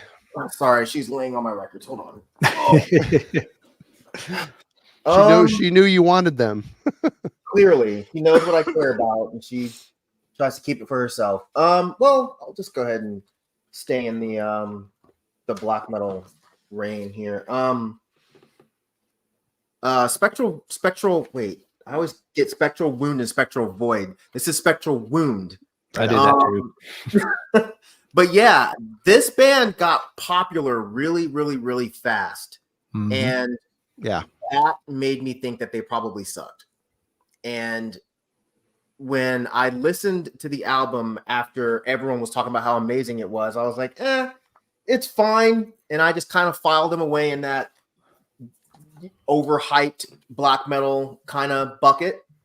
And I don't remember who it was, but somebody actually sent this to me. I want to say for free. Someone sent this to me.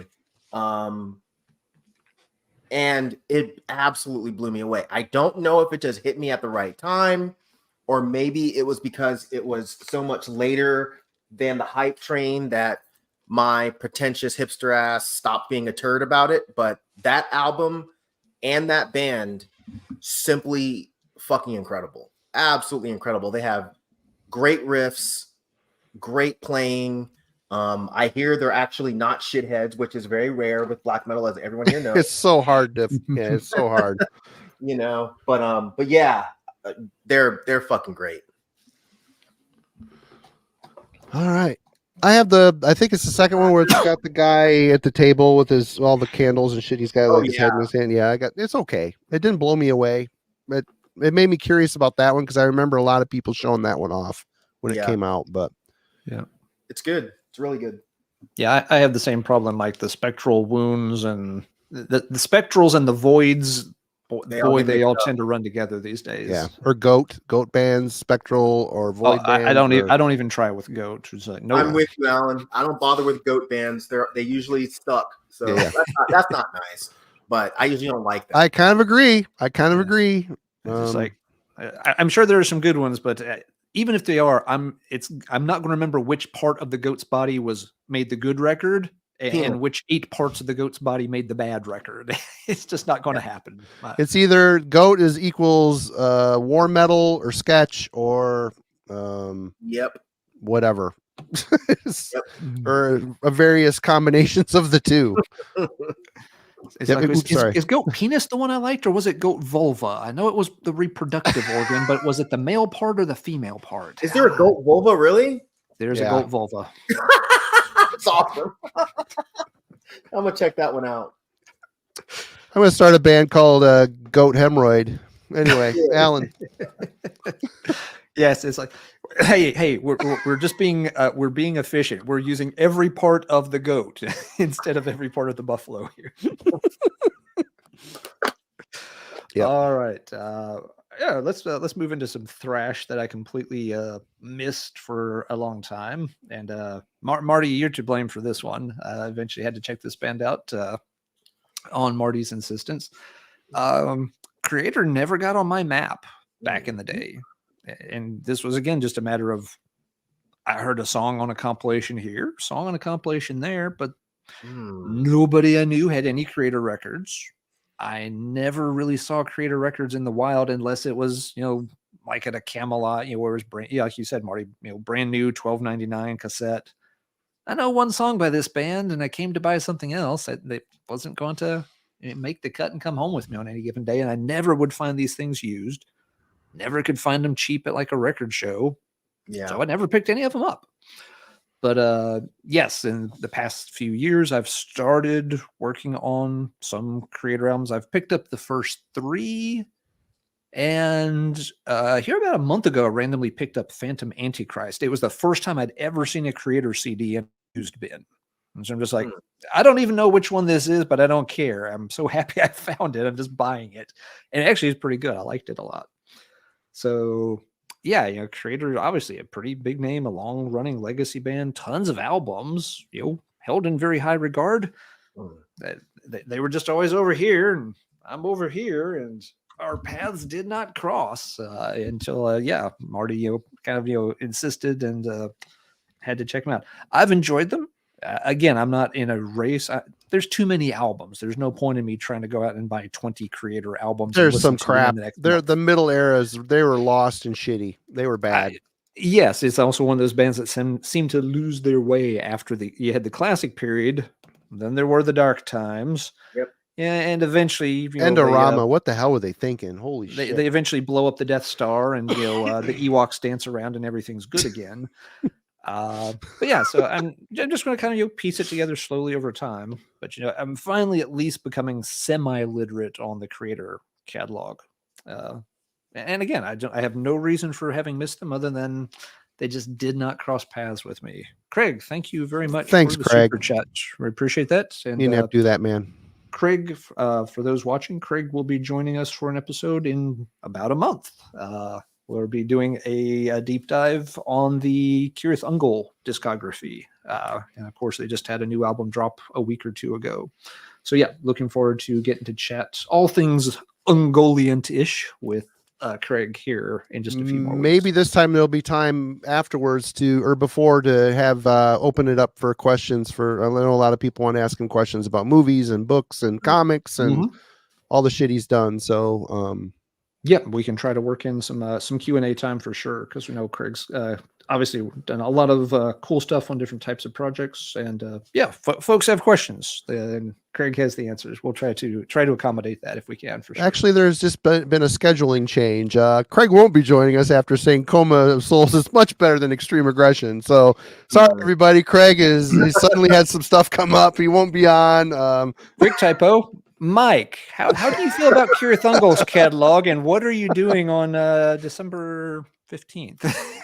I'm showing up here because I've never listened to that band, so I need to learn something, I think. Okay, we'll get. You've got a month to learn the catalog, and then show up and tell us why all the albums are horrible.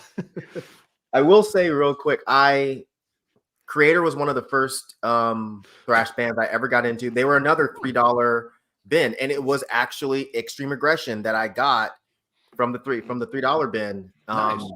And if you look in the CD, if you look close enough, there in one of the pictures, I'm wearing an old Creator shirt when we played, and that shirt was stolen on tour. Oh, really? Oh shit! Fucking broken up about that shit. It was a thrift store find in 1999, and yeah, some motherfucker stole it. So, jeez.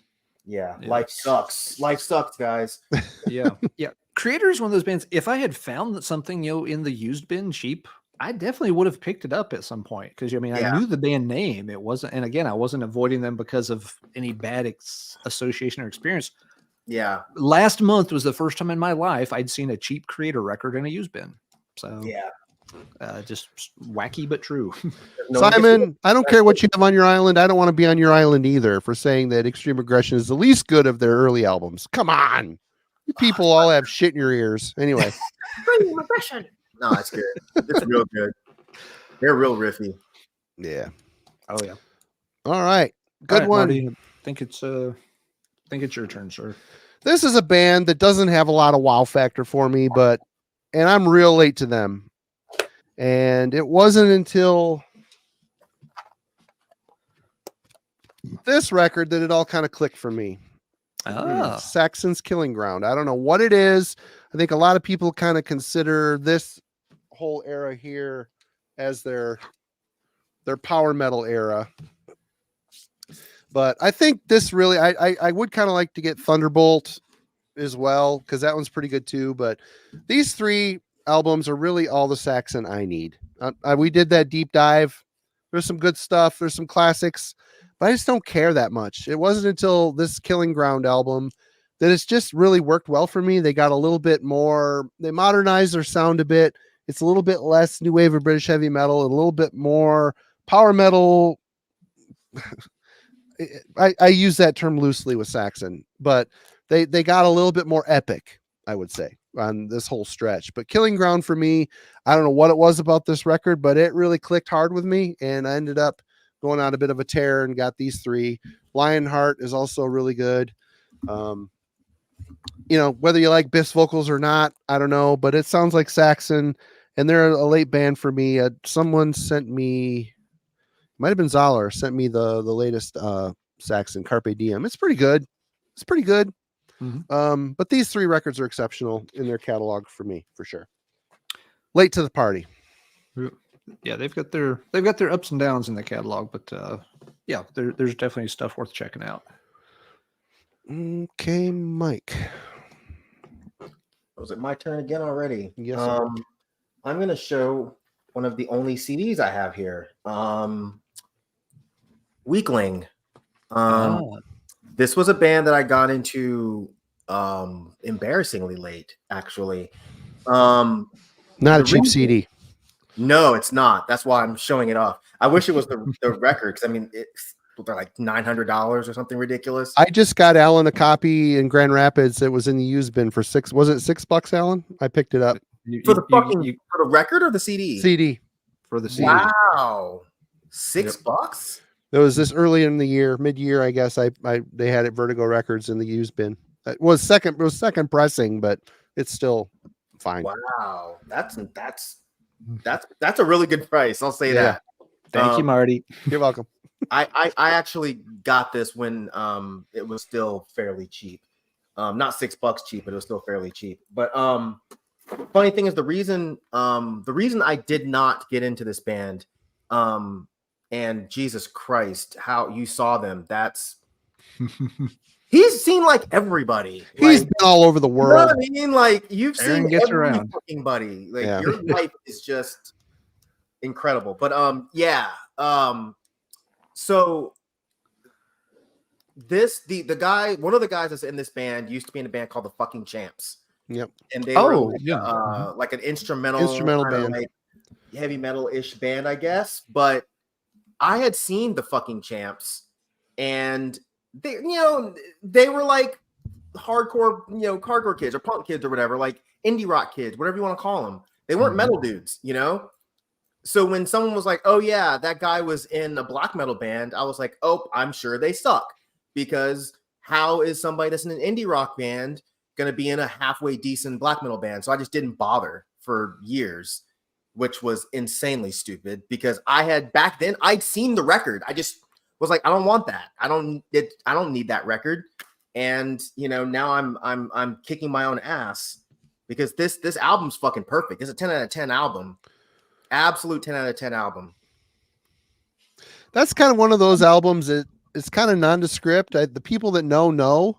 Yeah. And that album really kind of influenced a lot of American black metal moving forward. It kind of took it out of the Judas Iscariot era and into the Cascadian atmospheric. It kind of shifted around the vibe of US black metal for sure. And it's one of the guys, and the main guy in the band doesn't want anything to do with it. Doesn't want it reissued, so it's never been reissued. It might never get reissued. So it won't. They've asked him numerous times. It will never get reissued. He gets pissed off when people make bootleg shirts. It's fine. I get it. I respect that. I've definitely bought a bootleg shirt, but I respect that he doesn't want anything to do with black metal anymore. It is what it is, but I'm very, very, very happy that I at least have a copy of that CD. Absolutely. All right, Alan. All right. Let's see. Well, I'll do. There's another thrash band that I missed for a long time and only got into recently because of Marty.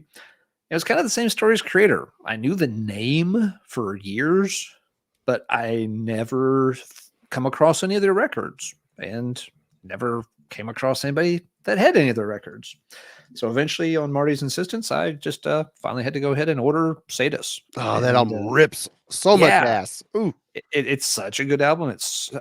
And I really don't get what, I mean, a lot of the people, that I've interacted with over the years should love this band and should have been, recording this and, sending it to me back in the tape trading days and stuff. And it was just always a name. It was a name I'd see, on a list, or, somebody in a photo would have, the Sadist t-shirt on or stuff. I'd see it in a catalog, but I've never seen a Sadist record in a shop or at a record show. I mean, I just ended up, ordering off Discogs online to check them out. And yeah, it's tremendous, very, aggressive, very vicious, but very, very well done. I haven't worked into the rest of their catalog yet. I will get there. So, I'm still late to the rest of the Sadist catalog, but, I've at least got my foot in the door finally, thanks to Marty. I challenge anyone to find a more savage thrash song than Certain Death. It is just absolutely ass ripping, crushing. The first song on the album. So good. Hey, thanks, Laps. So, oh, thank you, Laps. Really appreciate that. So yeah, again, it's important to mention here too. We didn't say it before. Nobody can hear everything. There's always going to be some band that was around back in the day that you just never got around to hearing for some reason. Nobody knows them all. And even when you know them, sometimes you just never come across them. Sadist was, the classic example. It seemed like a cool name. Everything, and whenever I'd read a little blurb about them, it was always like, okay, that's probably something I would like. But to this day, and I've never encountered a Sadist album in the wild. I want to try to hit a record show here in a couple of weeks, and maybe if I find one there, I'll pick up another Sadist because, I really like that one. I've never even heard of Sadist, so I'm clearly missing out. It is Steve DiGorgio, the bass player, his first band. It was they were in the same town as Autopsy. So Interesting. Antioch, California. Yep. Great band.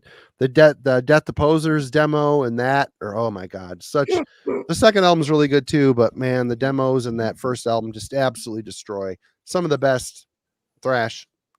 So savage. It's just look it up on YouTube, Mike. It's crushing. It's so super crushing.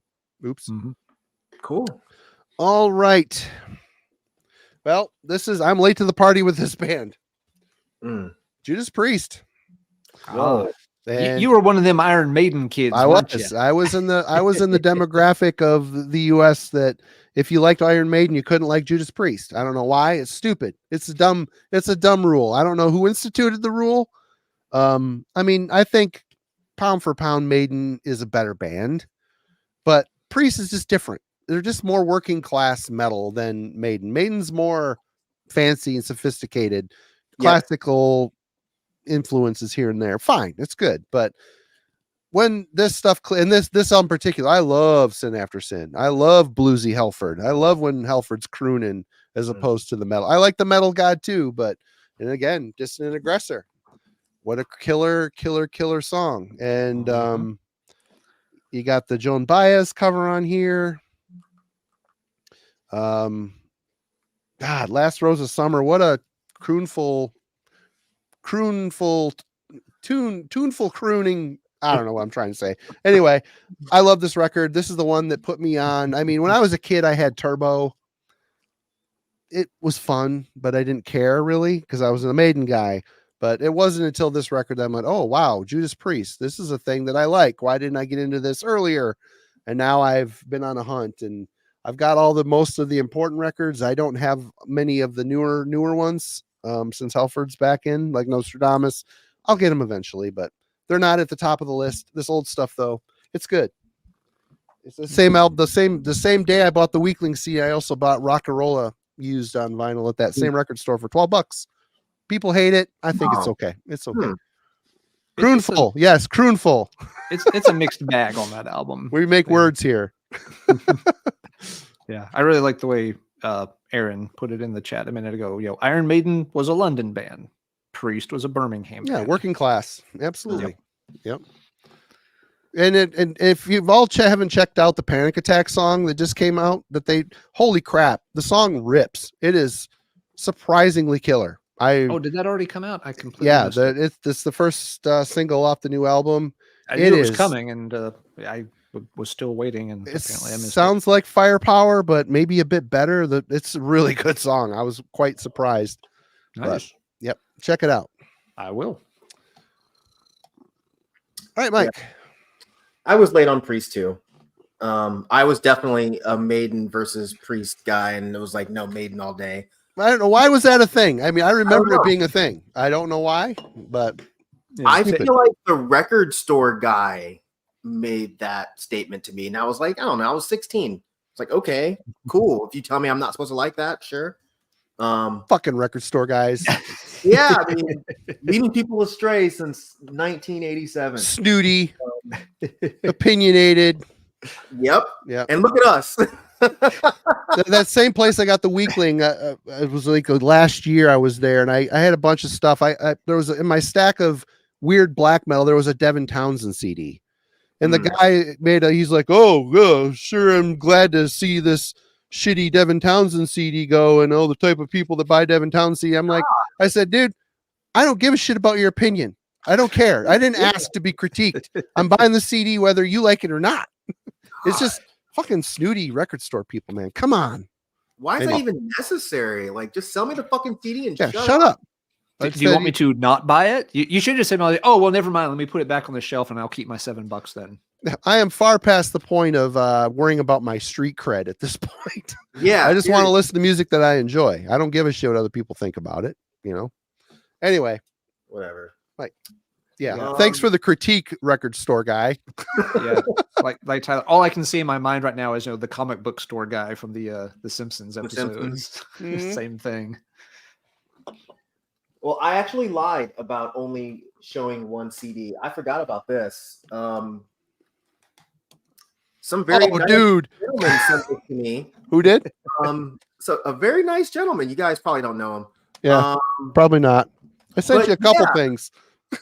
You did. You sent me this as well, and that Gamma Ray CD that I actually do like. I could have actually swapped that out for this, but I wanted to bring this up because out of the three, this is the thing I like the most. So I don't remember why I said I hadn't listened to this. I don't remember. I know it was on one of the streams, but for some reason I didn't like this album. I just don't know why. But I'm going to talk about it here very shortly as well. So, God, it's fucking Soul Survivor. It's good. It's really, really. The song really "Why" good. on there. That song "Why." Oh my God, I love that song. You know what? I think it's because obviously the first thing I heard was Keeper of the Seven Keys. I believe part 2 actually. And I think this just wasn't fast enough for me. I think that's what the issue was. So when I was young and first getting into, what I thought was thrash metal, it's not thrash, but I thought it was. So I was like, this isn't fast. It's not thrashy. This is stupid. This sounds like cock rock. I'm not going to bother. And, the older I got and the more music I got into, I just never bothered to go back. So I am very thankful that you sent both of these because I don't think I would have bothered to check them out again if you hadn't, and if we hadn't had that conversation. So yeah, good stuff. It is good stuff, and I'm gonna show mine when my turn. Well, I'll back you up on the whole thing. Right on, Alan. All right, just including our yes, obligatory nod to Halloween in the chat for sure. Get ready to drink again here in about 2 minutes, everybody. But yes, as I put it here, here's another classic band that for most folks is part of their kind of early indoctrination into hard rock and heavy metal. And for me, nobody was listening to him, and so I didn't get a chance to listen to him. I am talking about Wasp. Good record. Yeah, love this record. This was the first one I finally got, and I loved it to death. I worked through some more of their albums over time, but I didn't get this until I want to say it was December of either 92 or 93, because I know I bought it right before going home for Christmas break. And listening to it, on the car trip, and it was a long car trip, so I got got to play it a bunch of times. But yeah, most people figure especially with the first 3 Wasp albums, everybody has those and knows those, right?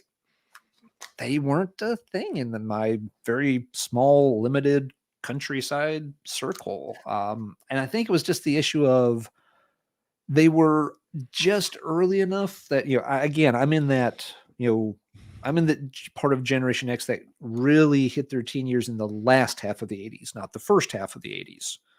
So, the albums like Pyromania weren't so much a thing to me.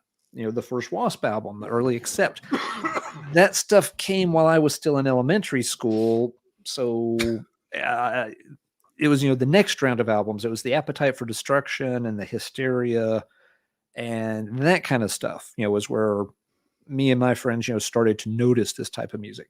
So we kind of missed that first iteration of Wasp. That's my only defense. And then nobody had it, so I never checked it out. I knew the name, kind of knew the reputation. I saw, some of the albums. I know the record store I got this in had the, Animal Fuck Like a Beast 7-inch shaped picture disc up on the wall, just as decoration. And so then, finally they got, a used cassette copy of Headless Children in. I'm just like, okay, cool. I'm going to check that out, and it'll give me something new to listen to on the drive home. And I've loved them ever since. Good catalog. There are some misses along the way. There are albums that are better than others, but a lot of good stuff in the Wasp catalog that you just would have assumed I would have heard them earlier than, 92, 93, but it just wasn't meant to be. They just did not get, what can I say? They just weren't being played by the folks I knew, and I wasn't going to buy the albums without knowing something about them. There was always other stuff to buy. Money was so limited. You couldn't just go in and buy $100 worth of stuff. It was more like, I got 3 cassettes here and I can only afford 2. Well, Wasp wasn't going to make the cut under those circumstances. Right on.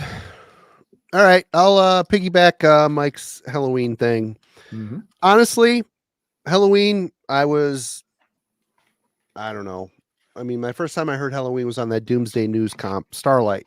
I ended up getting Walls of Jericho right around when it came out. Love the Keepers stuff. And it shortly after the Keepers stuff, music starts getting more heavy and faster. I start getting into more thrash and then eventually into death metal. I hear this record and I'm thinking, this isn't Michael Kiske. This sounds too fruity tooty for me. No thanks. No consideration, nothing. It wasn't until they got back together, which I was watching a live Wacken stream on their first, before they put out a new record. It was the Pumpkins United tour, I think it was. This whole United Alive era. And I'm watching it and I'm listening to Andy Darris and I'm like, he rules. What was I thinking? So I said, okay, I'm going to get a couple of his records, the Halloween records I missed this whole era, the whole era. If it didn't have Hansen or Kiske, I didn't own it. So the first thing I ordered was this, Seven Sinners. This album blew me away. It's great. It's a great record. Andy Darris is an amazing songwriter. He's an amazing singer, and it still sounds like Halloween. So that sent me on a tear. Of course, how many records are there with him? A bunch. And, I have to props to this. I wish that I had my head on straight when I heard this and got it when it came out, because I've denied myself so much joy over the years. It's gotten to the point now where I listen to more Darris era Halloween than I listen to any other Halloween. Because it's the newest for me, but these records are still playing new, and thankfully my son loves this stuff. So we listen to a lot of Halloween in this house, and it's still exciting. And I love the atmosphere of this production on this. It sounds like a product of its time. It sounds like the proper follow-up to the Keepers records to me. I mean, obviously it's not Kiske, but they picked the right guy. And it's also got me exploring. I've got the 3 Pink Cream 69 albums with Darris singing. And I like those too. He's a great singer. He's got a quirky, weird voice, but it's great. It's powerful. So yeah, this is one of those situations where I snoozed on Andy Darris Halloween, and I regret it, but I've rectified the situation. Yeah, man. Seven Sinners is a strong record. Who is Mr. Madman? Holy shit. What a ripping ass thrashy song. I mean, they do everything from straight up commercial stuff to thrashy. I mean, it's great. They can cover any base. They're an amazingly talented band of songwriters. So I'm glad I could turn you on to a couple things, Mike. If you want to investigate it further, I can let you know which Darris records to get. There's a couple that some like more than others, but more or less all consistent. It's all mostly great. I know Alan would maybe disagree on a couple points here and there, but we rank them differently. But yeah. There's not one you're going to get. And it's just like, oh, this one sucks. No, sure. And actually, it's funny on the Skyfall single that came out, one of the versions of it, all 3 singers do alternating lines. It's amazing how much Kai and Darris sound alike. When they're compared line for line, it's kind of hard to tell who's who. It's interesting. And so, I mean, perfect fit. They hired the right guy. It took me decades to, oops, sorry, Alan. Decades for me to click with it, but damn, it clicked hard. It's gross how much I love Halloween. I don't care. I have a boner for Halloween, and I can't wait for their new album. It better not suck. I'm sure it won't. It won't. It won't. Chameleon 2, Electric Boogaloo. Chameleon 2. This time it's called Gecko. Oh shit. Anyway, Mike. All right. Well, so yeah, I was talking about something a fine gentleman sent me. I'm going to show something that another fine gentleman recommended to me. And that is this. I have a boner for that band too, from the same gentleman. Thank you. Dude. Alan, I don't know how I missed this for so long, but since you recommended this, I went back and checked out all of the other stuff. And you were right. The older stuff doesn't necessarily sound that much like this one. Oh, that but was it's still so good. fucking great. All of the old stuff is great, but this is a fucking masterpiece. For those that didn't see that stream, Alan was like, "Oh yeah, it sounds like Viking era Bathory," and I was like, "Okay, That's a simplified description. I mean, kind of, but way more class and I don't know. But if you do like Viking era Bathory, Absolutely, that you one-eyed old man kind of era of Bathory, this shit it's right up your alley. I have worn this out. The only thing that you did not warn me at the time, Alan, was that this record was fucking impossible to find. Yeah. It took a long time for me to track it down. And it wasn't that it was expensive. It was just that no one had it. Mm-hmm. But yeah, this one, I feel like I've been sleeping on this band for a long time. I don't know how they missed me, but I am so glad that it was recommended because this shit fucking rules. That's awesome. I'm really glad you enjoyed it, Mike. Because yeah, they are my favorite band of this century. They are the top band of the 21st century for me. Yeah, but yeah, they're on Van Records, which has a really good roster and really shitty distribution in the United States. The name of the album is Course of Empire. The Course of Empire. And that song on there, He Who Walks Behind the Ears, that song gives me tears every time I hear it. That song is amazing. Amazing, amazing, amazing. So epic, so well written, so amazingly colorful song. Wow. Chills. But I will warn people that judge books by the cover. If you happen to see these guys and see what they look like, it may scare you away. They look like fucking dorks. They do. They look like they play Magic the Gathering and have never left their grandmother's basement. Nothing wrong with Magic the Gathering. Wait a minute. I'm just saying, like, better description. They look like what people think people that play Magic the Gathering look like. But no, they am I digging a bigger hole? I'll just be great. What about Dungeons and Dragons people or Pokemon? I play Dungeons and Dragons. I play Dungeons and Dragons and Rifts for your information. I'll just take my Urza's Saga deck and go play elsewhere. But yeah, they're fucking awesome. We're all dorks here. We're all secure in our dorkdom. It's all good. Greg, I have also placed in a couple of Magic tournaments. So, yeah.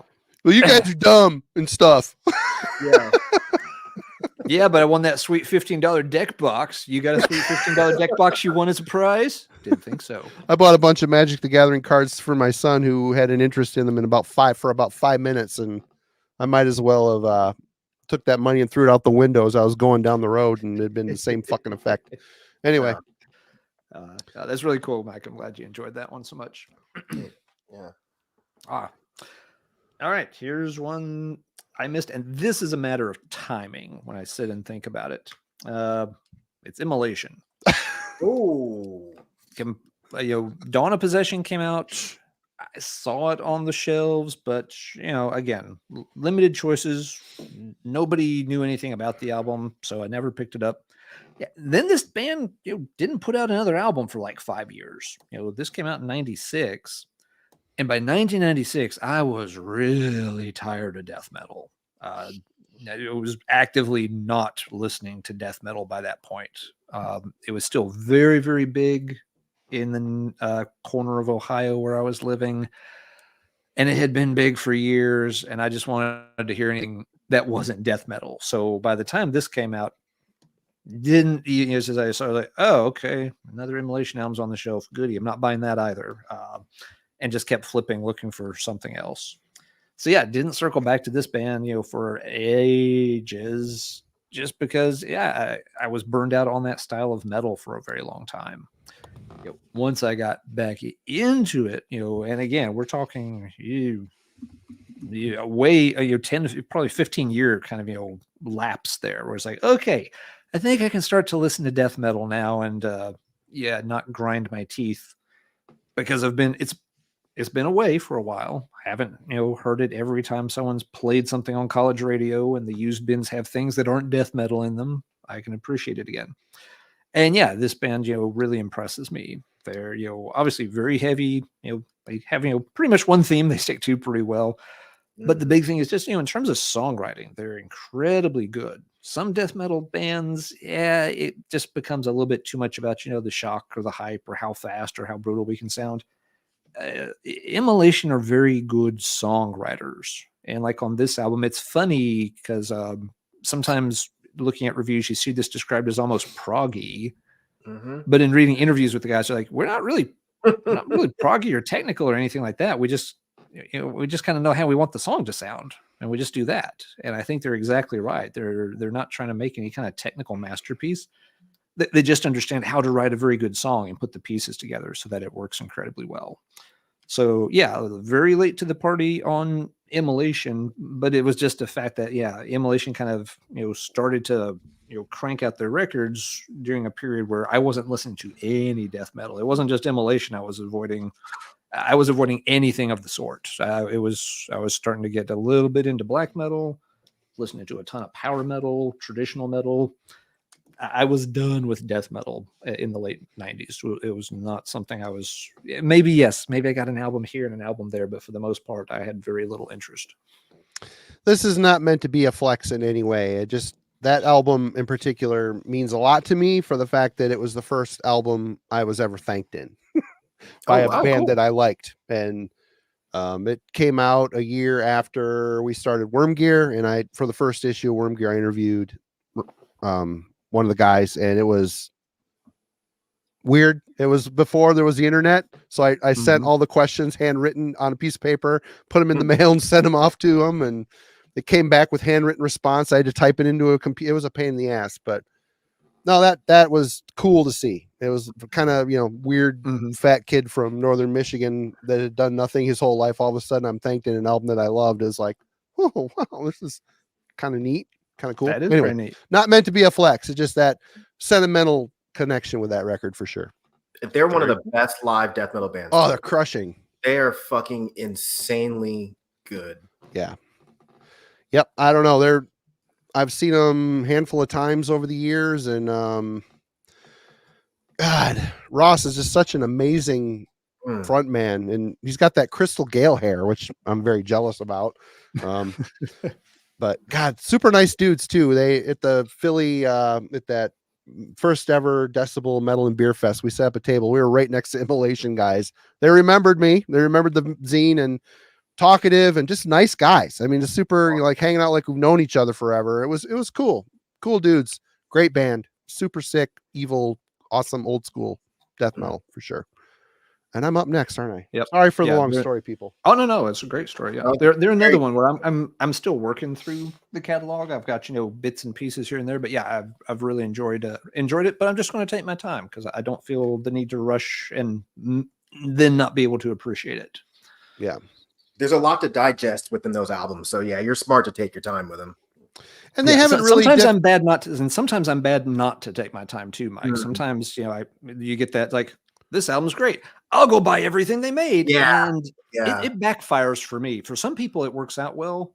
A lot of times I end up just, it's too much at once. And I miss way too much in the albums. So I'm trying to make an effort in recent years to slow down on that kind of thing. The thing about Immolation is I think their first album is the most unique it has more of the old school vibe. Then starting with Here and After, their second, they start to get more complex and obtuse in the riff writing, and that continues on. And they don't really differentiate much from that style. So if you think I'm going to go buy all their stuff, expect to hear a lot of stuff that sounds the same. I'm not saying that's a bad thing. I'm just saying it's kind of the way it is. Until they're not the latest, the album before, Atonement. If you find that record, get it, because there's some killer, unique shit, a little bit different from what they've done in the past. They had more of a weird way of looking at the songs on that album. Really stands out as something special in their catalog, and for them to achieve that far into their career, kind of impressive. Yep. All right, agreed. Let's talk about Greece. I am late to the Greek scene, very late to the Greek scene. I think it was Triarchy of the Lost Lovers by Rotting Christ that I got that promo in the mail when it came out, before it came out, and I'm all of a sudden like, wow, I really like this Greek stuff. Whereas before I heard it and didn't like it. So that made me. I was actually playing that on my drive to work this morning, Marty. Yep. The Varathron, His Majesty at the Swamp, and Walpurgis Not.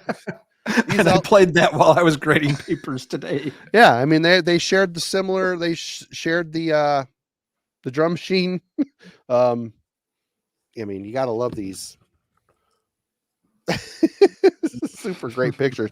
But this is another one of those bands that I heard early on. I'm like, I don't know. And it took hearing another band do it really well for me to come back to these bands and say, okay, I kind of get it now. I get it. The switch has been flipped in my head.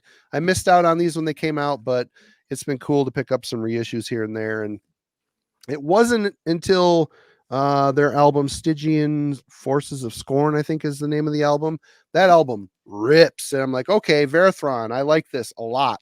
So it set me on a course to pick up the early stuff, which is a little bit more knuckle dragging, I want to say, maybe a little more primitive, but I dig it. Good stuff. I'm late to the Greek party, but I do enjoy it quite a bit. Yep. Good stuff. And yeah, Jack, I just noticed that today Varathron's got one coming out here in just a few more weeks. They do. So yep, we get one more big Greek. We had a really big, awesome Greek black metal album to start the year, and hopefully we're going to get one to end the year. Yep. Sacred Outcry. Yum. Good stuff. That's not the album I was talking about. Talking about which one are you talking about? Well, first, Sacred Outcry, not exactly black metal. No, but it's Greek. It is Greek, yeah. No, I'm talking Thy Darkened Shades album from the beginning of the year. I have not heard it. 2. It's pretty massive. Right on. Yeah, and Jack's the one who pointed that one out to me. So a big thank you to Jack for that recommendation back in January. I'm still playing that album regularly this year. I need it. That wasn't a promo thing, wasn't? I need to check it out. It probably isn't there anymore, but I need to check. I don't think we did get a promo on that one. I know. I bought it on. I purchased it through YouTube or through Bandcamp because no one's distributing it in the US that I can find. But yeah, I don't think we ever got a promo from them on that one. Sadly. Right on. Maybe next time. Okay, Mike, you're back. All right. Well, I'm still late on the Greek scene. I've not heard a single band yet that I've been into. I don't know that I've heard Varathron though, but I definitely remember picking up Triarchy of the Lost Lovers and being fucking pissed. I wanted to throw that shit out of the fucking window. It's pretty melodic. It's pretty melodic. Yeah. A little romantic. I mean, I've been meaning to go back and see if I like it now, but man, I think you would probably change your perspective a little bit. Really? Maybe. I'm gonna give it another shot. But yeah, this is a band that I totally missed for many, many, many years. And this is another band that when I was tape trading black metal stuff, someone mentioned, and I heard a little bit of it, and I was like, nah, this shit's stupid. But Merciless, The Awakening. That's a good album. Oh, yeah. I recently got that too used, actually. Yeah. So did I. I literally bought this earlier this year. I got for under $20 at that same store that I got the weekly. Yeah. I don't know if it's, I mean, I would assume it's decently rare because it's on Osmos. It's the same, it looks like the same pressing just from when I can see what you're holding up. We probably had the same pressing. Yeah, because I mean, it was on Death Like Silence, but I don't know if that was CD or vinyl, but either way, yeah. This is an early Osmos pressing, and this shit it's awesome. It's, I think the reason I didn't like it at the time is because I expected it to be black metal, and it's not. It's more kind of like thrashy death metal, but it's amazing riffs, great vocals. It's a great album. So yeah. Good pick. Alan. All right. Yeah, some folks were also asking about other new releases. Marty, correct me if I'm wrong, but I think Ben's reviewing the new Mallow Kapatin in the next week or so. I am trying to get it out. It'll probably be up on Sunday. Okay. Yep. So folks can look forward to that coming up very soon. All right. Going a different direction, sort of an older 70s band. One of those names that everybody has heard and lots of folks have never checked out. And I only started checking out a few years ago, referring to Budgie. Oh, wow. Cool. Yeah, it's just, most people know them because of the Metallica connection, and they were a band. Dave Mustaine always talked up as a big influence on him, that he was into them, but never ever knew anybody that owned a Budgie album, or never saw them on lists for tape trading or anything like that. And it was just one of those things. Eventually, one day, it popped up in the YouTube feed. Yeah, sitting there grading papers or writing an exam or something. And it's just like, up next, this. And I'm looking at it, I'm just like, the hell is that? Oh, Budgie. Sure, let it play. I'm barely paying attention anyway. The first song comes on with Guts. I'm like, wait a second, that sounds familiar. And I got to dig, and it's like, yeah, I have heard that song before on a compilation, but didn't ever think, didn't really ever follow up on it or something. But yeah, it's a really heavy riff, very bottom heavy sound. Vocalist sounds to me like Geddy Lee without that slightly annoying component to Geddy's Lee voice. I don't hate Lee's vocals, but they do subconsciously irritate me to some degree. But yeah, here they don't. Really talented bunch. It's the kind of classic early 70s power trio lineup, but they're all very good musicians, and you never hear them get much credit. The thing you usually hear about them is that they're kind of they have some quirky song titles and stuff. On this album, at least, the pattern is they do a couple of heavy songs, and then there'll be like a 1-minute interlude that's very, very laid back, like elevator music laid back. But it lasts like 50 seconds, and then they come in with another really big, heavy pounding number, which is, it just kind of makes for a cool pattern. And so, yeah, it's a really good album. I've checked out the first half dozen or so Budgie albums at this point. There are some I like better than others, but yeah, this one, the debut, a really fun listen. Lots of really just very heavy moments on it, and very well produced. It's just got a really nice, warm, kind of, the fuzzy organic sounds you want out of this early 70s proto metal stuff without being too distorted or sounding too lo-fi. Yeah, they just really nailed it right off the bat. Some of the later albums too, very good, but this is kind of, this is one that, really has that more, I guess what we'd think of now is almost like leaning into like, the stoner kind of, bonehead metal or bonehead rock vibe that you get from some of this real early 70s. So yeah, glad I finally got around to checking them out. Very eclectic band. The songs can be very hit or miss on some albums. They do jump around stylistically a bit, but yeah, worth checking out and exploring. There is a reason so many musicians and stuff cite them as one of those great unsung bands, because they really did have some good ideas and very, very capable guys. Yeah, that was awesome. I didn't know that Dave Mustaine was that into him. I heard about him. There's a band I like called Cave In, and the guitar player Steve Brodsky talked about Budgie a lot. And because they had such a silly name, I was like, I'll get around to him at some point. When I finally did, I was like, wow, these guys, and they're old. I was like, this is great. Yeah, they're an awesome band. Yep. Yeah, Mike, the story I've heard Mustaine tell in interviews was that at some point, while hitchhiking, as a teenager, somebody that picked him up, they were riding, he's like mentioned, oh yeah, like I play in a band. He's like, oh, you're like in a rock band. He's like, hey, have you heard these guys? And he put like in a Budgie tape, Oh, that's cool. And he just sat there and just like, holy crap. What, it was like, I think it was In for the Kill. And Mustaine was just like, I couldn't believe what I was hearing because it had like, Bread Fan and, Crash Course in Brain Surgery. I think it's got the redone version on that. And it's just like, it was just I couldn't believe, this band from, 10 years ago, sounded, this, awesome. Yeah, they're awesome. All right, Marty. Right. I've known Chris Maycock, myself and Craig. We all work together at Metal Maniacs, and he's done some musical projects over the years, quite a few actually. Super Christ is one of them. I'm real late to High Spirits. It isn't until Chris was on, we did a Motorhead deep dive with him. I realized the only thing I really had by him was a 7-inch, and I never really listened to it. So I threw down the cash, bought all of his records from him, all these High Spirit records. And you know what? They're fun. They're very fun. If you're in the mood for this stuff, it's fun. Is it? I mean, I have a hard time classifying. I hear a lot of hard rock. I hear some new wave of British heavy metal. It's just really upbeat, positive, metalized rock. And I think this is probably a fan favorite. It's pretty catchy.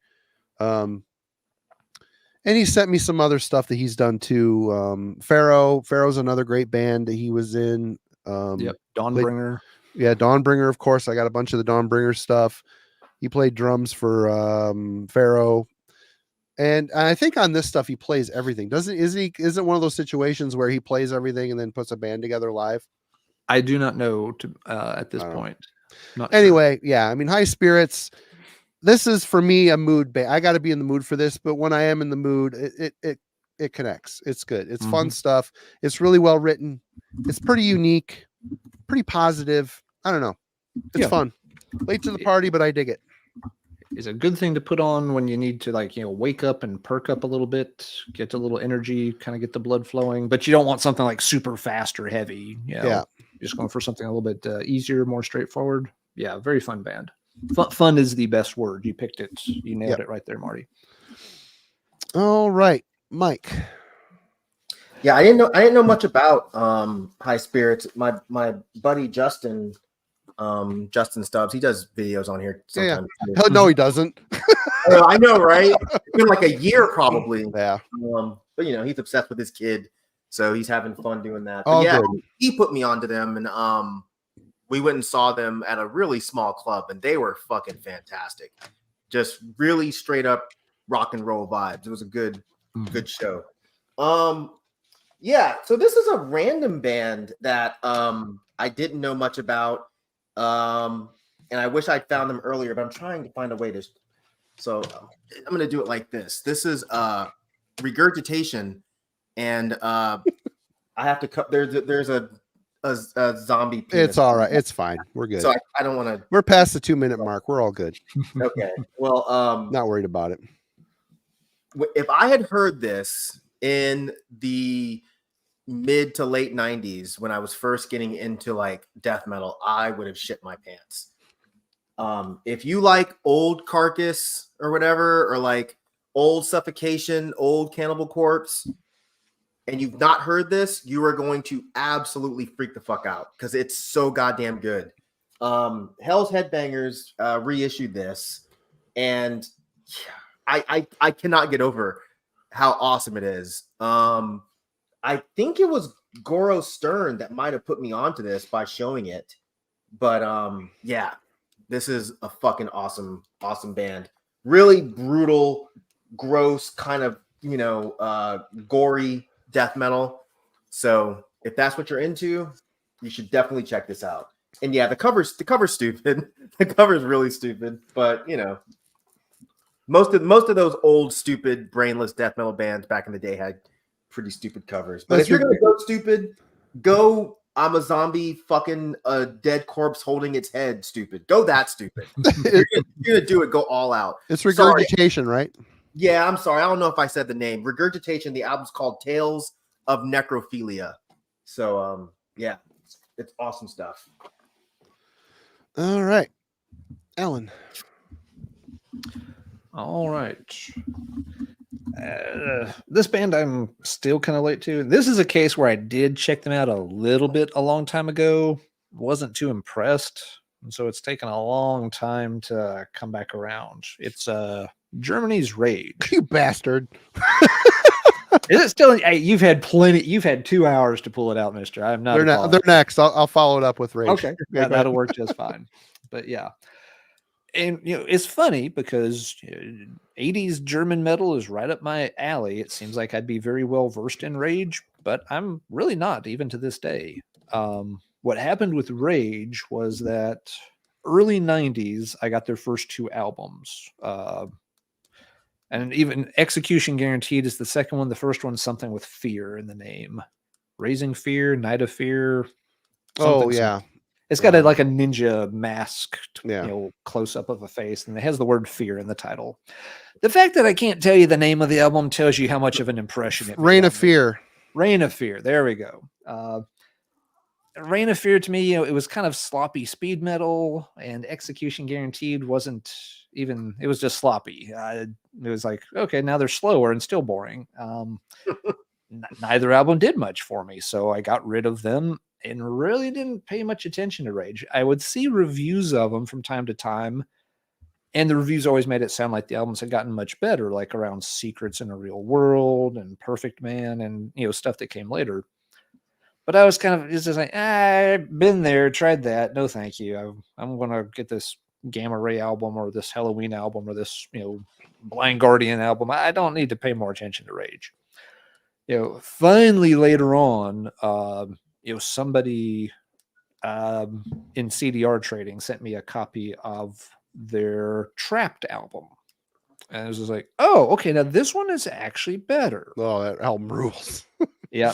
But it also kind of, so that one though got just lost. Some of those CDR trading back in the day, sometimes would get a little out of hand. You'd send people like, 18 CDs at a time and get 18 CDs back.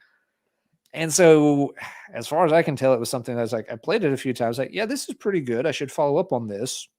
I've got 17 more CDs full of stuff to check out, and I just never did. So again, it kind of got buried that time.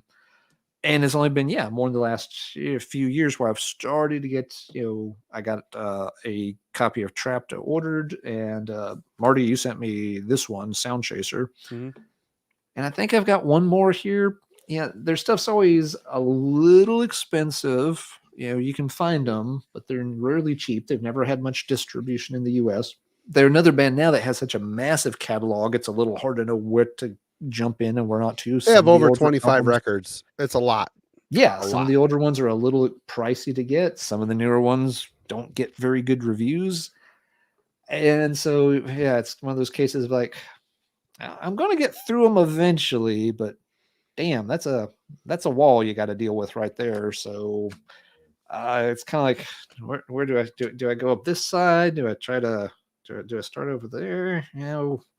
I don't know. Fuck this. Let's go listen to something else. This is too hard. But I'll pick apart because a lot of the albums do have a better reputation. Jürgen, somebody else who has recommended this band very highly in recent years. Other folks too. I'm still a little late to the Rage party. It's one of the German bands that I probably have the most albums, and I know the least of their material. So bad on me. I'll follow up with Rage here too. Back in the day, I had this cassette, and honestly, this is a tough. I've seen like Myke showing this record and saying how much they love it. This record was tough. Other than the song "Invisible Horizons," the rest of the album is so scattered and there's so many riffs. The songwriting is really choppy. Then I ended up getting Perfect Man. Kind of liked it. Don't You Fear the Winter? Great catchy chorus. And then I kind of forgot about Rage off my radar. Was it this year or last year? Last year, Jürgen's Rage video. He talked about this album, Trapped. Mm-hmm.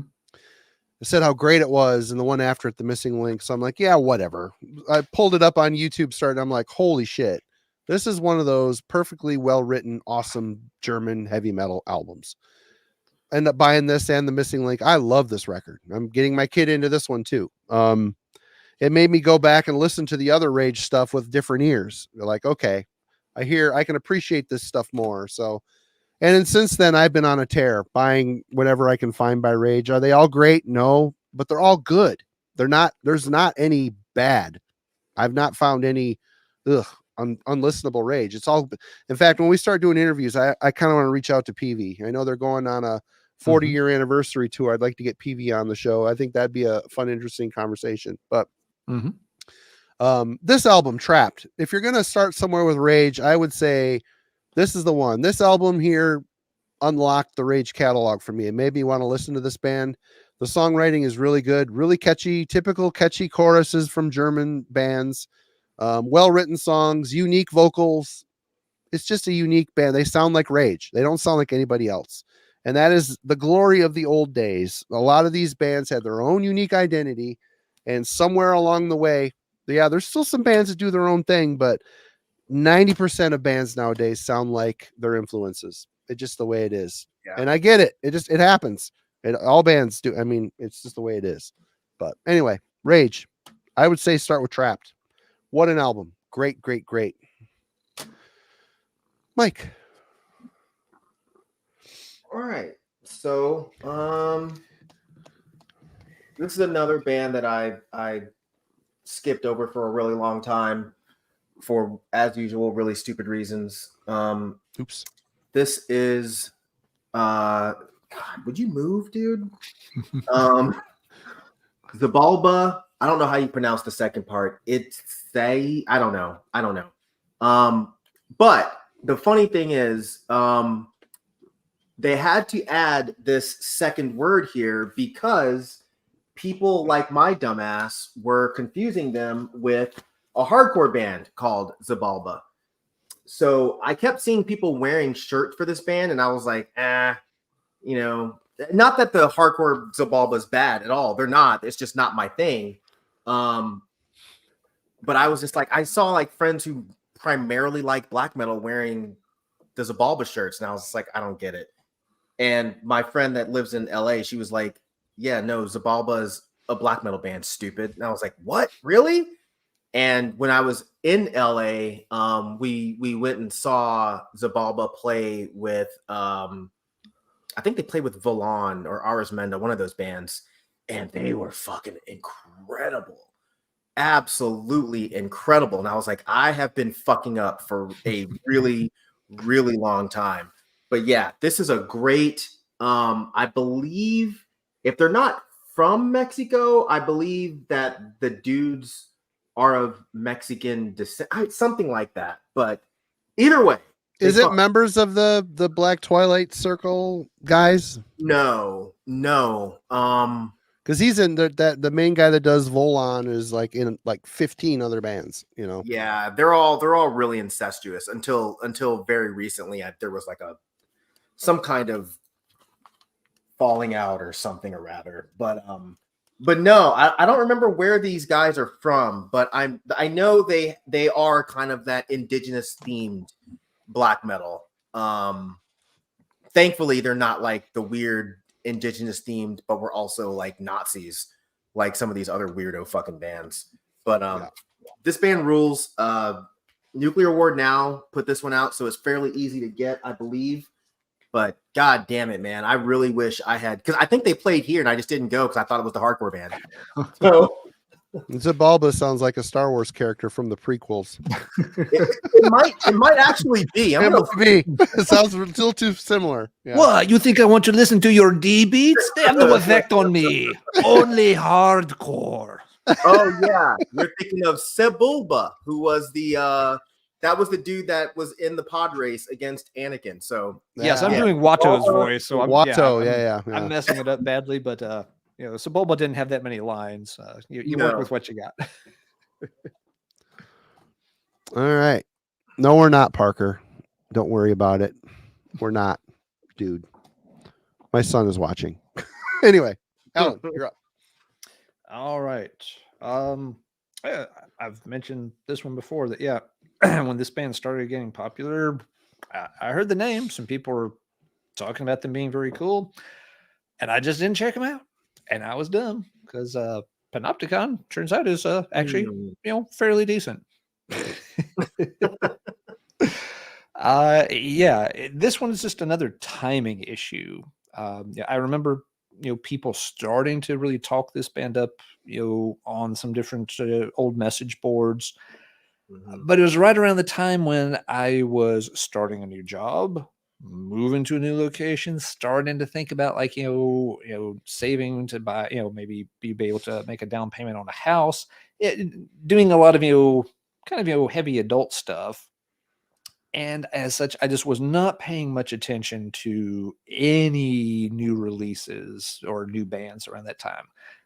There were some older bands that I knew. I'd still check them out if they had a new album come out, and I was still digging through a lot of older stuff that I had never heard.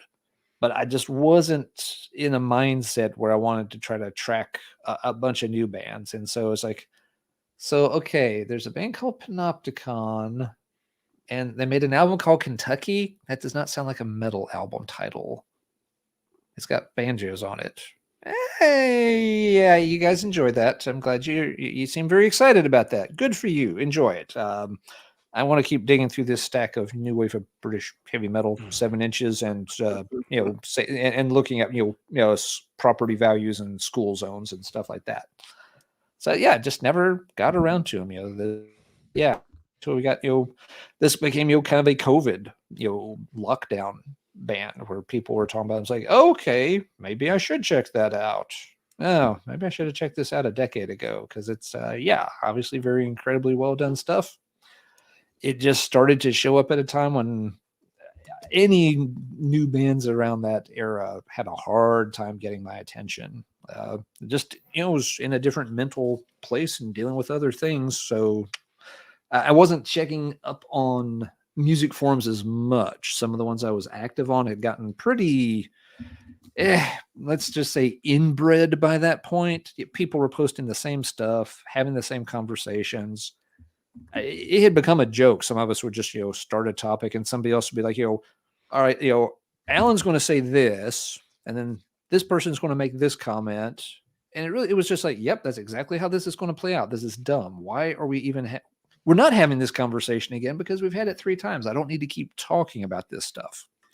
So yeah, it was just completely the wrong time for me to check out Panopticon, but hey, better late than never. David, go ahead. Go ahead. Sorry, there's something funny is going on in the chat. I love Panopticon, obviously, but there was someone that was talking about how the album Panopticon by the band ISIS is really good. And I kept typing, yeah, fuck yeah, I love ISIS. But it keeps saying this comment has failed to post. And the first 2 times I was like, why is it doing that? I guess I'm not allowed to say I love ISIS because I guess it's thinking I'm talking about the terrorist organization. Oh, probably so. Right on. Yep. Yeah. Wow. Really ridiculous. That is ridiculous. Yeah. But yeah, I'll just say it on your stream and get you guys completely shut down. I love ISIS. ISIS rules. And the band ISIS absolutely rules. And David, which album do you recommend to start with Panopticon? I mean, there's so many good ones, but I would think his latest one, and Again Into the Light, is crushing. It's a very, very good one. It's really, really, really good. I do think this one would be a pretty good intro as well. Autumn Autumnal.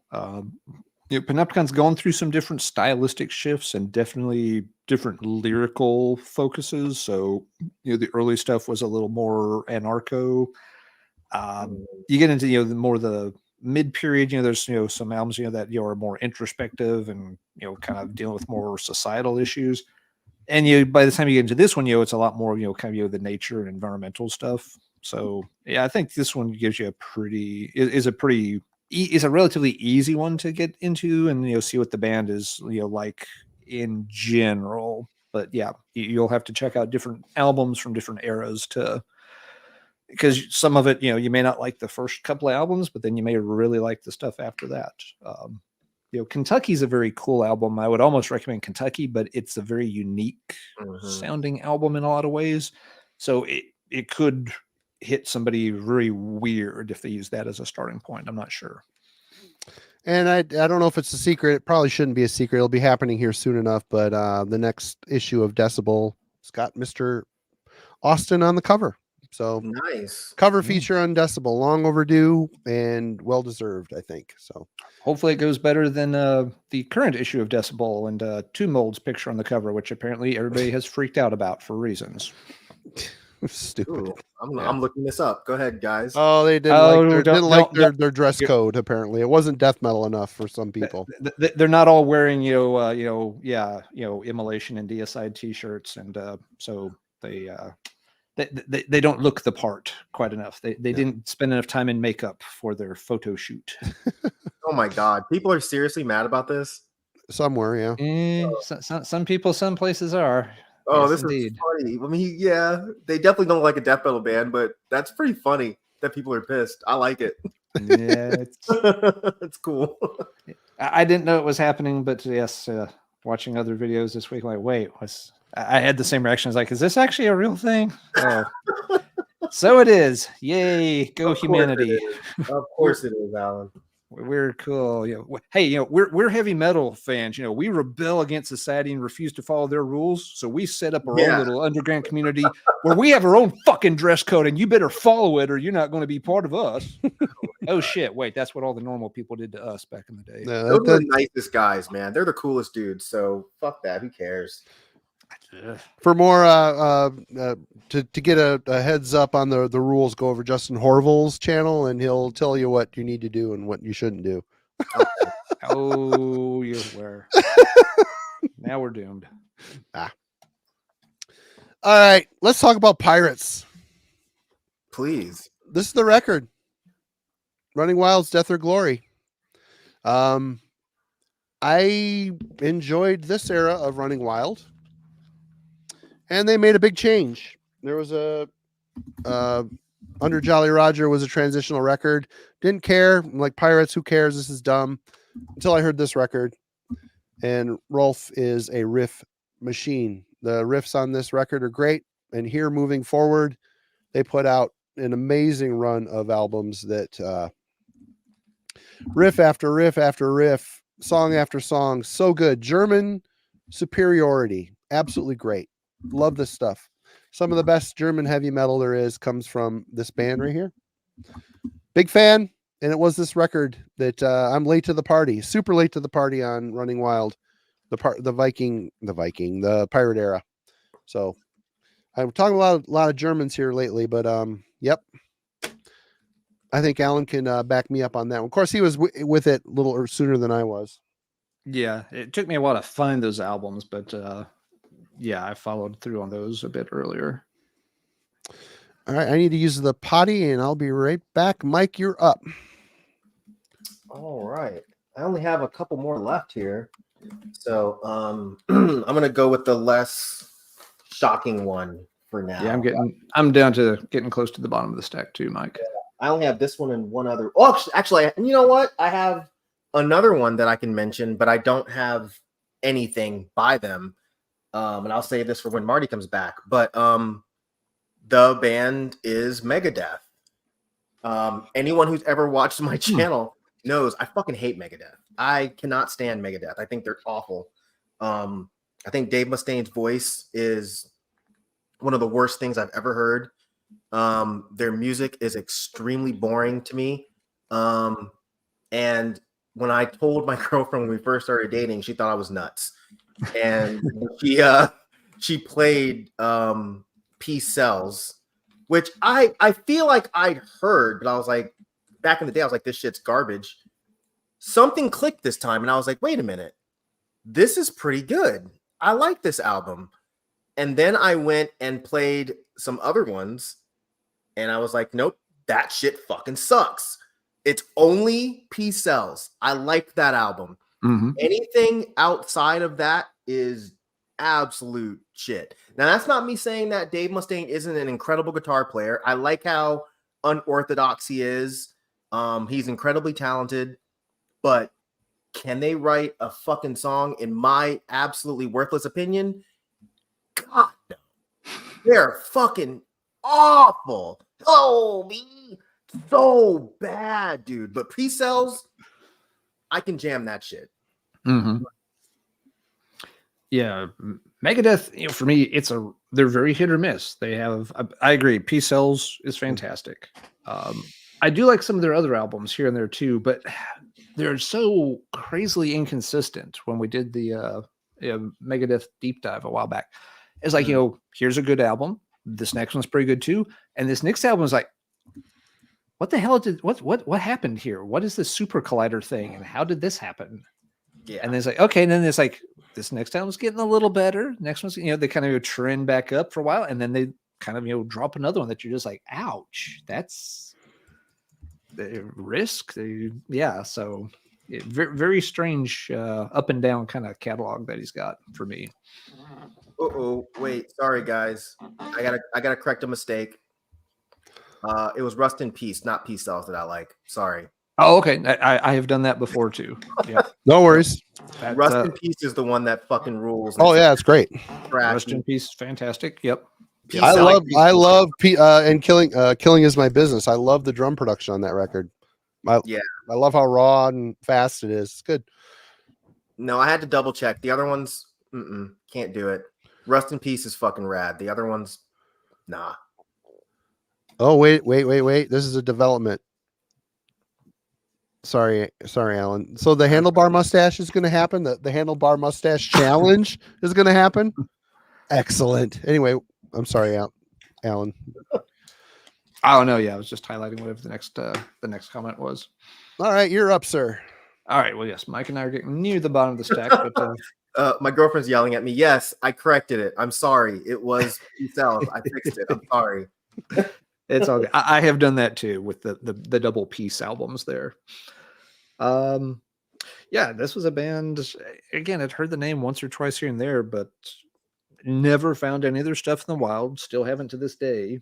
But upon the recommendations of Ken over at Ken's Death Metal Crypt, it's like, okay, I will seek this out online and order up a copy, and we'll see what it is. And it's really fucking good. It's Chicago's Cyanide.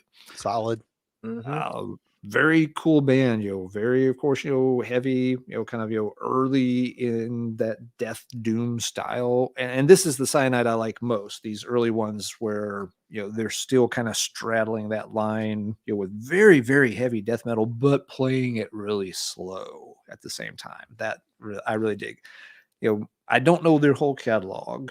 It seems like on some of the more later albums, they kind of move away from the doomy side. They get a little bit more towards just the death side, and I like some of that material. But it's like these first couple albums are the ones that are really, really click with me. That they really take their time, go at a slower pace, and that just adds that extra weight and that extra sense of menace to the music.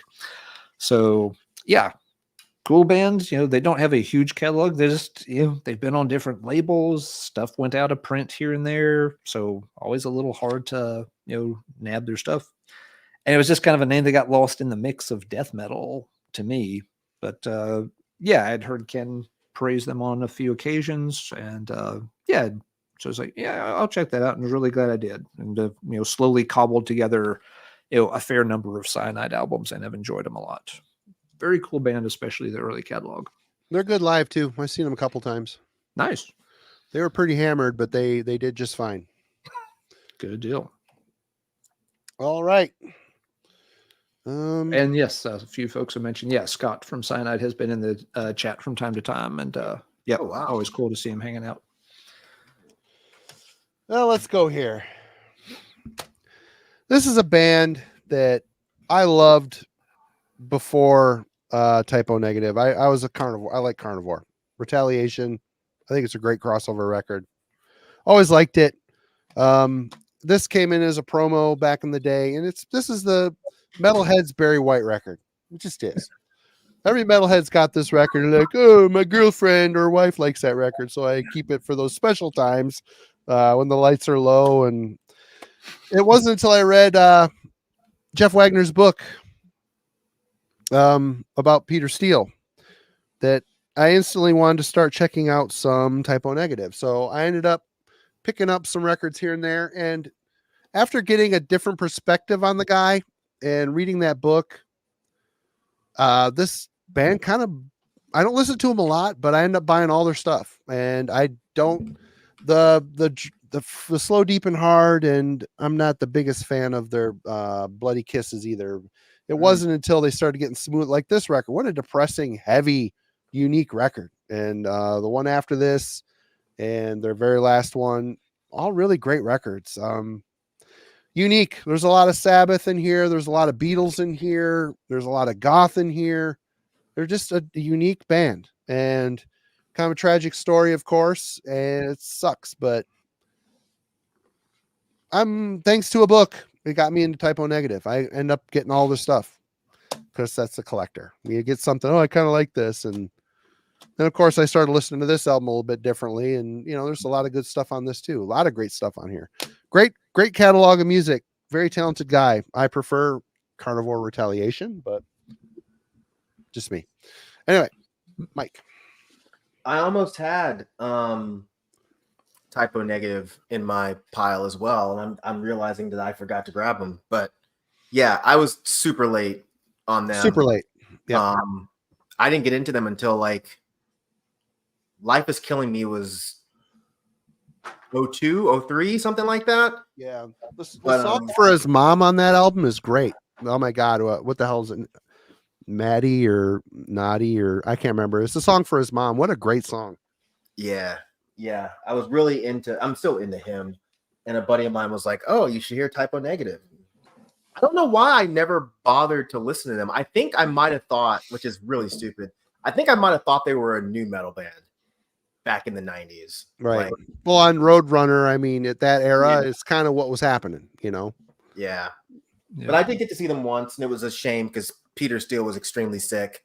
And he played pretty much the entire show sitting down, and no one knew what was going on. They thought he was just being an asshole. Wow. But anyways. I think I saw him on that same tour, Mike. But, oh, really? Yeah, because he's just sat on the drum riser. Yeah. The whole show. Yeah. Was it with Celtic Frost? Celtic Frost? If it was, I definitely missed Celtic Frost because I was probably like, oh shit, I'm not going to that. I'm gonna go see that crap. Yeah. God damn, I'm gonna be really mad if it really was with Celtic Frost. It might have been. When I saw Frost, Frost opened for him when I saw him. And but yeah, it was funny. It was one of only 2 shows I ever left early because I mean Typo was just it was bad. Yeah, it wasn't that they were awful, but I mean we were like 30 or 40 minutes into it, and I looked over at the girl I was with, and I could just tell she's like, are you bored? She's like, kind of. She's like, you want to leave? She's like, kind of. She's like, do you want to stay? I'm like, not really. So we just left. I don't blame you. It was a bummer of a show, but now at least we know why. But anyways, so yeah, this is another band that took me a long time to kind of click. I don't know if you guys like Krallis or not. Never I'm really checked them out. Sure. I'm not sure what it was that made me not like them, other than I remember when I first heard them was when I was going through my really lame phase of listening to like 90% black metal. And I think I remember just thinking that they were like a bunch of just, dorky fucking hipsters that work at Starbucks that just decided to play black metal. And I was like, I don't care about listening to this. And I might have heard a song or two and just it didn't do anything for me. But I'm really more so leaning on, I think I just walked into Krallis with a bad attitude. And just I wanted them to suck because the people that were telling me that they were good were those kind of like, I don't like black metal, but I like Krallis. You know what I mean? It's like those, I don't like hip hop, but I like Eminem type of dudes. And it's like, well, okay, well, your opinion doesn't really matter that much then. But no, Krallis is fucking good. Not all Krallis is good, but this is a good Krallis record. I've still heard other ones where I'm like, nah, this doesn't do it for me because the riffing is a little too weird. But this one's a good one. Yeah, I haven't avoided them. I haven't checked them out. It's one of I see their stuff around. It's just like, I don't know anything about this band. Yeah, I think you dig them. I mean, again, their guitar playing is very, very unorthodox. Colin Marston band, who's in Gorguts and also has done a lot of production work for Panopticon. Okay. Interesting. I should give him a spin then. Yep. All right. Good pick. Alan. Let's see. Folks are asking for some non-metal ones. I've got one. I got one on queue too. I have a couple here. I was going to use it for my last one, but I'll bump it. I'll bump it up here. Let's see. It took me forever to ever listen to Rush, and spoiler alert: I'm still not really into Rush. This just isn't the band for me. Moving Pictures is the one you need to. I have heard a lot. I've given Rush a lot of chances, but it was a long time before I did. The first problem I ran into with Rush was Yeah, like most folks, I guess, I started to hear a little bit of their stuff around college. They were in the 90s, they were one of those bands that, college boys would listen to because it proved that you were mature and all that kind of stuff, along with REM. But the guy who lived, in the room next to me, would try to, that was basically his playlist. What are the songs that, I can play that will make it seem like I'm actually 21 years old so I can get, sorority girls, to drunk and crash at my place. And so he would play Rush, but all he would play was Tom Sawyer. And I don't like that song. I've never liked that song. What? So I do not like the Tom Sawyer song. Do not like it. And him playing sacrilegious. Fuck no, that song blows. I have no problem saying it. I cannot stand that Tom Sawyer song. Oh man! And he played it, he played it constantly, along with the same 5 or 6 other schmucky, wannabe frat boy, soundtrack of 1991 or whatever. And so that, of course, leaves an even worse taste, regarding Rush in my mouth. And so, I had no interest in this band for a long time. People talk about them a ton. They're, revered, one of the other, prog giants, metal crossover 70s, all this stuff. So eventually I did start giving them a chance. Bought multiple albums, just cheap at record shows, like $3, for, Corrosive Steel, $4 for the one that has King or Kingdom in the cover title. Got All the World's a Stage. Had 2112, got rid of it, got this copy to give it another chance. Had Moving Pictures, got that one too. Fly By Night. Yeah. So yes, I've worked my way through pretty much all of their 70s catalog and up to Moving Pictures. I probably have not listened to anything after Moving Pictures. What's Simon up to here? Did your roommate have the Einstein poking his tongue out poster on the wall? He definitely would have been the type, yes, that would have had that kind of a decoration.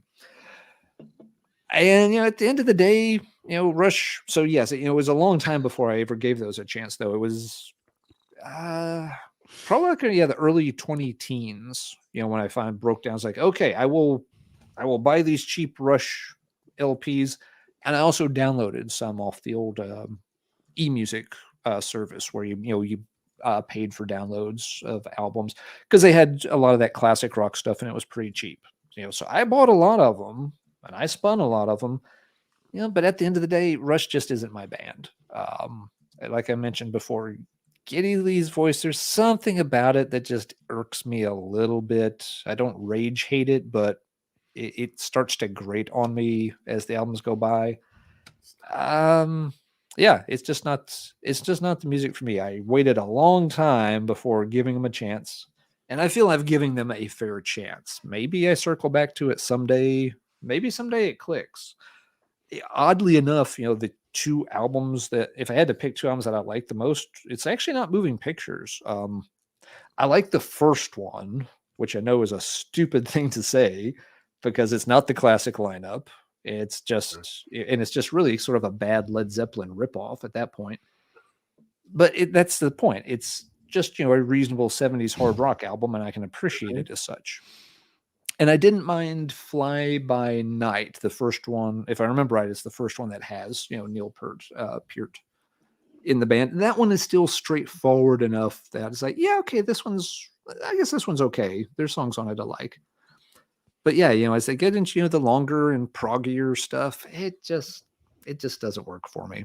So I was late to Rush. I spent some time with Rush.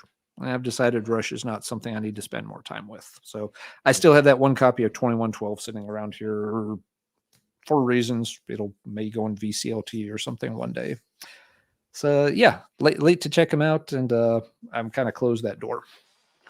So there's a non-metal one that didn't quite work out, even though I did give it, I think I gave it a fair chance. All right. What's your non-metal entry here, Marty? I'm a big Joy Division fan. I even like the punkish, post-punkish band before at Warsaw a bit, even though that's a tough love. But Joy Division. Don't do this, Marty. Don't do this. But I am super late to this band, and really, this is the only album by this band I need to own. And that's New Order's Movement. I love this record. This was a lot of shit wrote for Ian. I mean, this was stuff that I think they were probably planning on being the next Joy Division record. Obviously, Ian had other ideas on that. This to me feels like a Joy Division record with a little bit more of an upbeat vibe to it. I do like some later New Order, like the hits. I like some of the hits, but this album to me is produced by Martin Hannett, of course, so it's got that vibe. It feels like a Joy Division record to me. And when I heard it, I'm like, it just clicked. I'm like, okay, why did I not know of this sooner? And so if you're a Joy Division fan, Myke has, I'm interested to hear what Myke thinks of this. He's squirming in his chair like someone put Nutella in his skivvies or something, but what's up with this one, Myke? No. I thought you were gonna say that was the only one that you did like. No, I don't just some of their more dancey stuff as they went, I could take or leave, but there are some hits I do like. I mean, I do like some New Order stuff, but this album, it's the most like Joy Division. I mean, it just is. It was supposed to be the next step, and it works. It's great. It's depressing at times. It's weird. It's just a cool record. I like it. No, I'm with you 100%. That album's great. I like all the dancey New Order stuff too. Yeah, but it's definitely catchy. Yep. Why the hell they'd throw Peter? I mean, Peter Hook must have been a bitch to deal with because he's the main connecting factor. I mean, that Rickenbacker bass tone, those bass lines. I mean,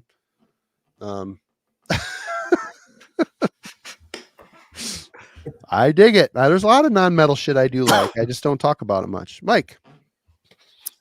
Well, if you ever get bored, you should check out the band Electronic if you haven't.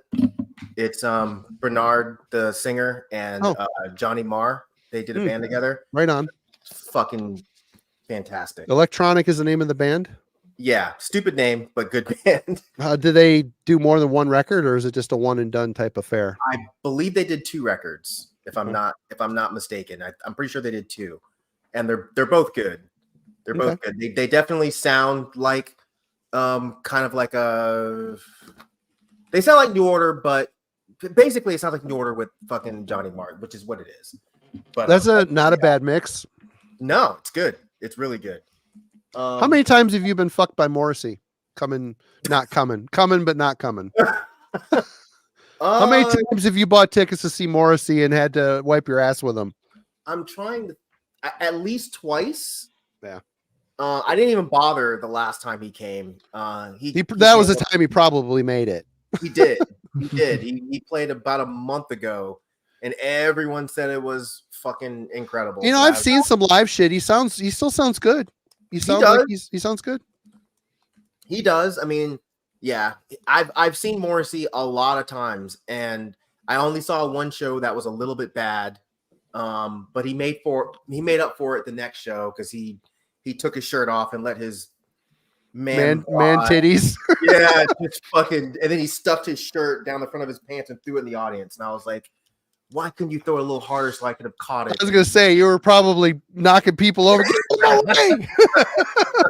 must sniff precious. I was like, yeah, just let me smell it. I'll give it back to you. I don't need to keep it. Just let me smell it just once. It smells like disappointment. Anyway. But yeah, so this is actually my last one. And this is probably going to be a little bit surprising for a lot of folks, but I was late to Metallica. When I tell people that the first Metallica album I ever heard was the Black Album, they get upset. That's tough. That's really tough. Really that's upset. Tough. But I'd heard the name Metallica, but I was just like, I was like, they're probably stupid. They have a stupid name. They're probably a dumb band because like all the like jocks had like Metallica shirts when I was in high school. But I was like, oh, fuck this band, And oh god, you guys are probably gonna never invite me back again. It took one of my friends in high school giving me a dub of the Black Album, and I was like, "This shit rules." I fucking love it. No, I mean that's most people like what they hear first the most. You know, you're lucky it wasn't load or reload. That was I know, right? so be thankful. I'd still hate them if I had to fucking hear, give me fuel, give me fire, give me that much. I'd be like, oh no, this band's done forever. But yeah, like I heard the Black Album first, and I thought it was just great. I still love that album. I don't care if people get upset, but it took a while for me to go backwards and listen to older Metallica. And yeah, it was a weird revelation. I think I got into Metallica like well after I discovered that I liked Slayer.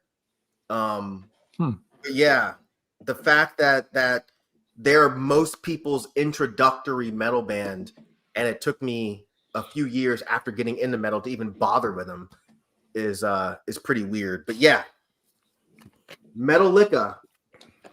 Yeah. All right, good pick, Alan. All right, my last one. Another sort of German trad metal band. I didn't hear him until this album came out, which I can't even count this band's albums. I don't know, this 7th, 9th, 11th. I had no idea. It's the band Sinner.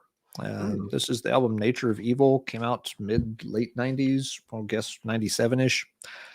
And for a lot of people, this was the first time they heard the band.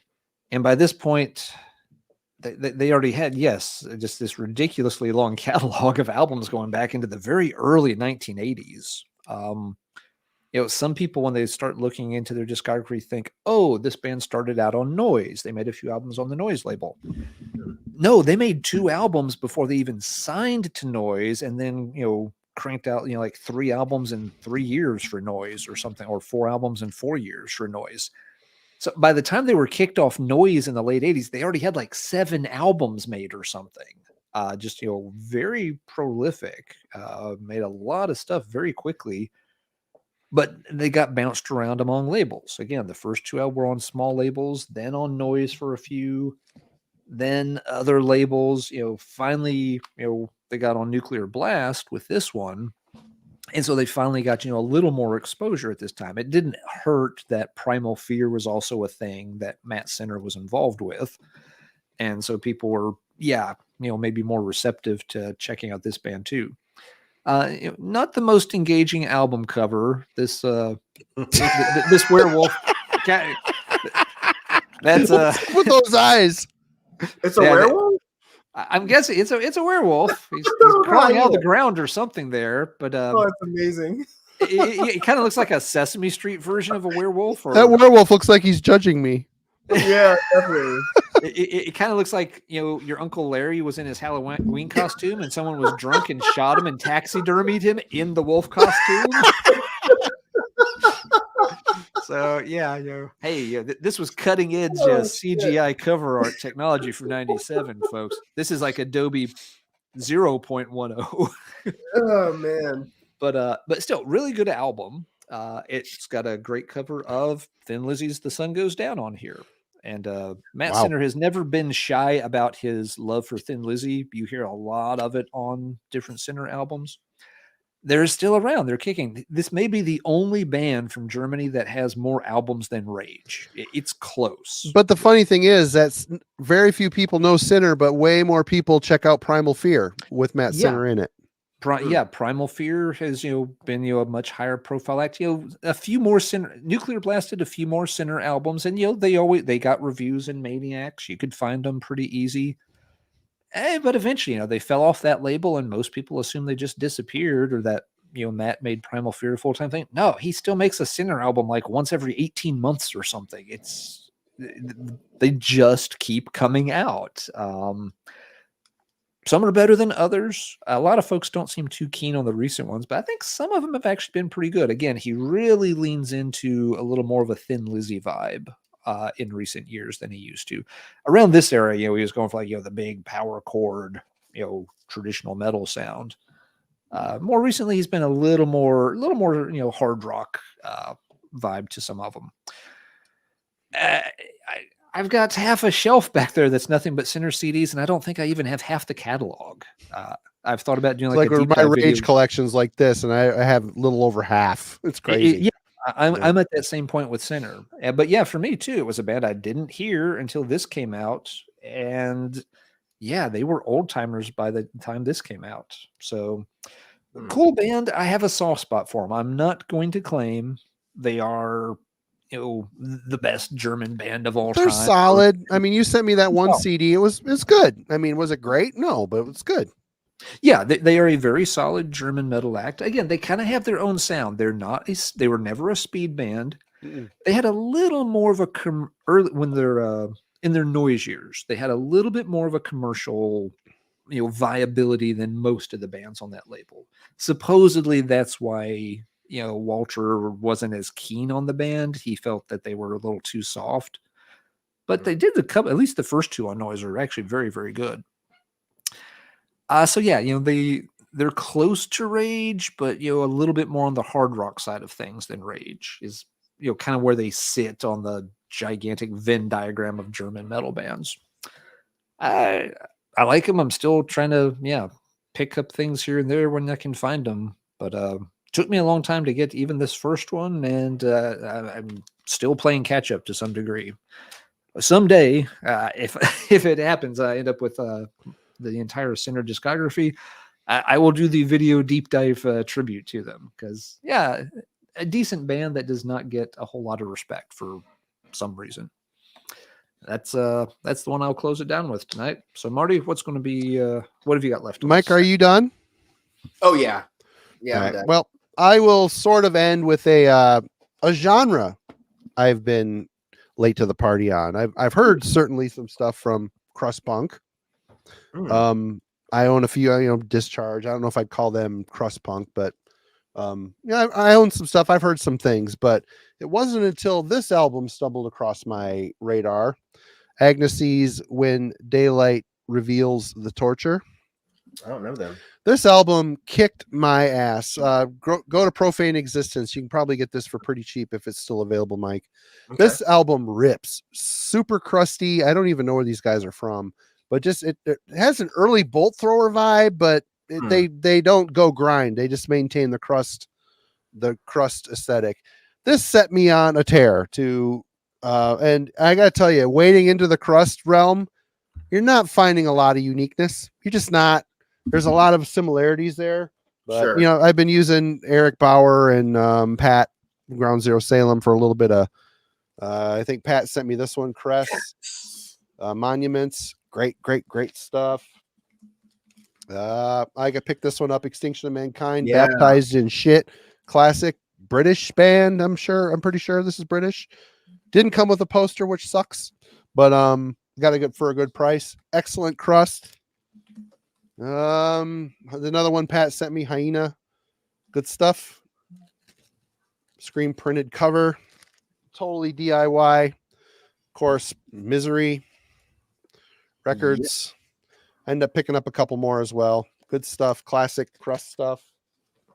The other one I picked up from, I think, Ground Zero Salem Distro, Life. Ossification of, I can't read that. Corral? I don't know. Killer Crust. And of course, the classics. Hellshock. Their latest album. Devin was just asking if it was like Hellshock. Yep. And this is a really great record. I just think the singer's vocals are a little fried at this point, but it's still a good record. Enjoyed it quite a bit. So, I mean, there's some other stuff I picked up as well, but it's a genre that when I'm in the mood for, that's all I want to listen to. And my collection is pitiful. It's pitiful. It's so, like, Mike, I mean, hats off to you. I mean, there's so many different genres of music you're into, from folk to rap to black. I mean, there's a little bit of death in your metal and a little bit of power in your metal, but not much. But yeah, of course, I've got Amebix Records as well. I mean, they're like the kings of crust before the Baron went nuts. But yeah, I mean, it's anybody that's got suggestions, let me know. They're fun. When I'm in the mood, I'll scope out some stuff here and there. Granted, again, it's one of those things where you're not finding a shit ton of uniqueness, but it's cool. It's a good and I'll end on this, another non-metal. Big Fields of the Nephilim fan. Love it.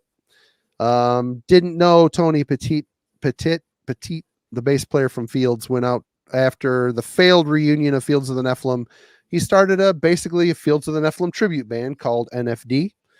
This is Reformations. This Told me is about them. Yeah. this. It sounds like Fields of the Nephilim. The guy singing Bob sounds just like Carl. The shit's good. I've got 4 CDs of theirs. I'm missing a couple, but if you're into Fields of the Nephilim, I'm late to this because I just didn't know about it. But when I heard about it, it was a scramble. Of course, all this shit this is jungle, so I got it all from overseas. Paid way too much money for this shit. That's just the way it goes. But NFD, if you're into Fields of the Nephilim, this is awesome. Fields of the Nephilim worship by at least one guy that was in Fields of the Nephilim, the bass player. So check it out. Good stuff. Yeah. I will give you one crust recommendation. Please, I'll write it down. You've not listened to Nausea. Oh, I've got Extinct. Yeah, Pat good. sent me one without a cover. So I'm looking the big I saw you had the screen printed one, but I think what's the name of the album? Extinction of Mankind. No, not Extinction of Mankind. That's the band. Yeah. Oh my god. Damn it, Marty. Shit. I don't remember the name of the album. I'm blank. It's like it's right there. Well, Contreras is like the comp that you should check out. That's really, really, really good. But yeah, Nausea band. Then the album he sent me was members discography. Well, yeah, Extinction. It's just called Extinction. Just want the little kid on the cover. I don't have the cover. I just have the record. Yeah, Extinction. Yeah, that's the one. That's the one he sent me. Super. He had a spare copy of the record, but no jacket. And I'm like, oh, that's cool. I'll be able to hear it anyway. Until I find one. Only Pat would have that. The funny thing is, I went to buy the record and I look at it and think, oh, Punk Crust should be able to get it cheap. Nah, not happening.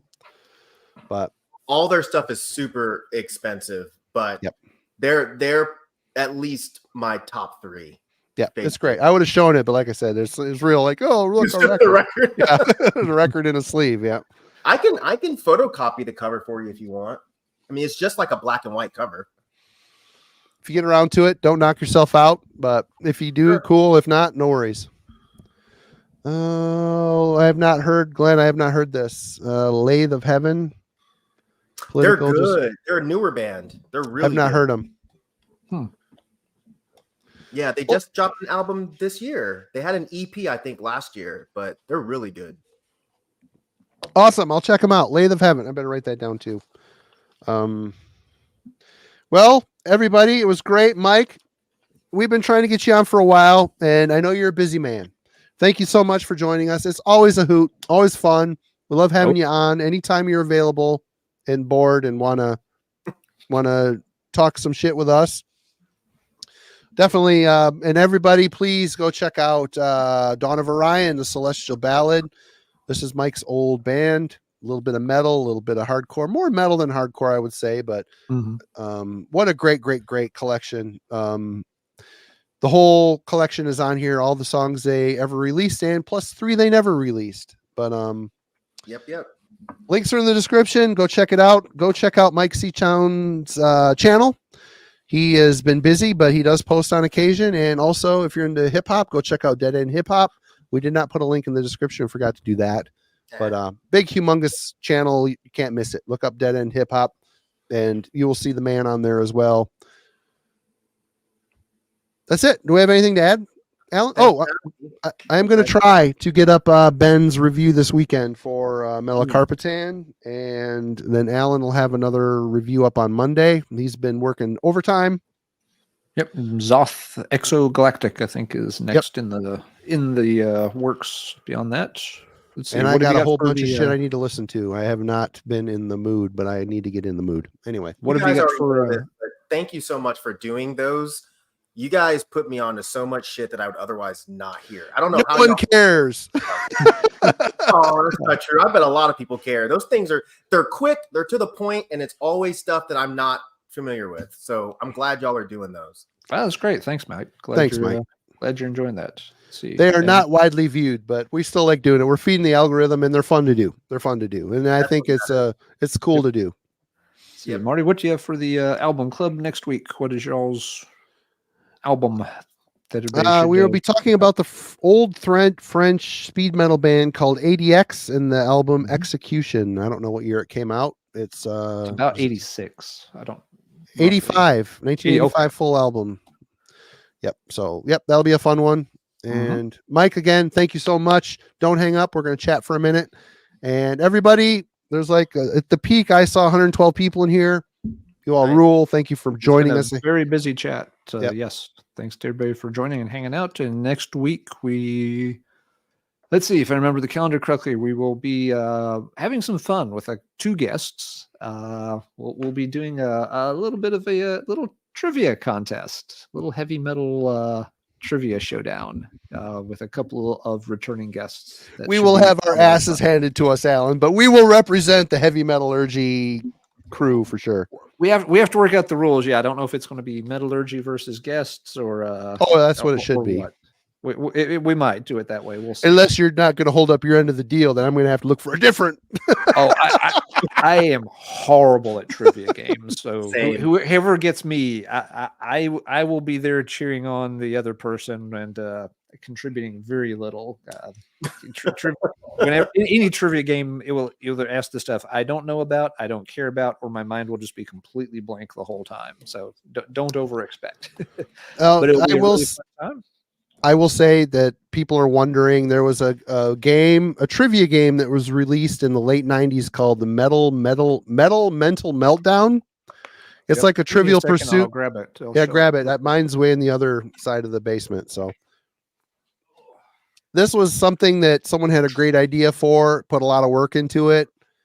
There's some mistakes in it that was sent to me, and also Sue, who's going to be on, as a promo to review it. And it's a lot of fun, a lot of different varying categories of metal and stuff. Alan's going to show it off here. But this came out somewhere around the turn of the century. Yeah. But yeah, I mean, it's a big custom-made box set of a thing. Very much a Trivial Pursuit kind of rip-off thing, but it's all heavy metal stuff. So heavy metal and hard rock. Yep. There's we won't go through all of it in detail, but yeah, it's got a big box of questions with cards and all that. So tune in next week, and you can watch Marty and I flounder helplessly as we embarrassed horribly by Sue and yes, I keep on saying Sue Knowles because I've always known her as Sue Knowles. Sue Verica, who wrote for Metal Maniacs for years as Sue Knowles, and Jürgen Alman will also be joining us. So you can see just how smart they are, and just how not smart Marty and I are, and how we break down amongst the ranks and start insulting each other. This might be the end of heavy metallurgy. It's all fun and games until you're behind 160 points to 0, and then tensions flare. But yeah, we're going to be Sue has been wanting to come back on, and she had dug out her copy too. She's like, yeah, it'd probably be really fun to try this out live stream. So we will do that next week. Should be a fun time for everyone. But it's gonna be fun. Yep, lots of good content until then. Everybody have a really good weekend. You got lots of cool recommendations to check out. There's a lot of new releases coming out this time of year too. So make sure you're staying on top of things. Save some money for the holidays too, though. You can't spend it all on yourselves. Got to buy gifts for all the friends and family and loved ones also. Absolutely. Again, Mike, you rule. Thank you so much. And everybody, we will see you next week. Cheers.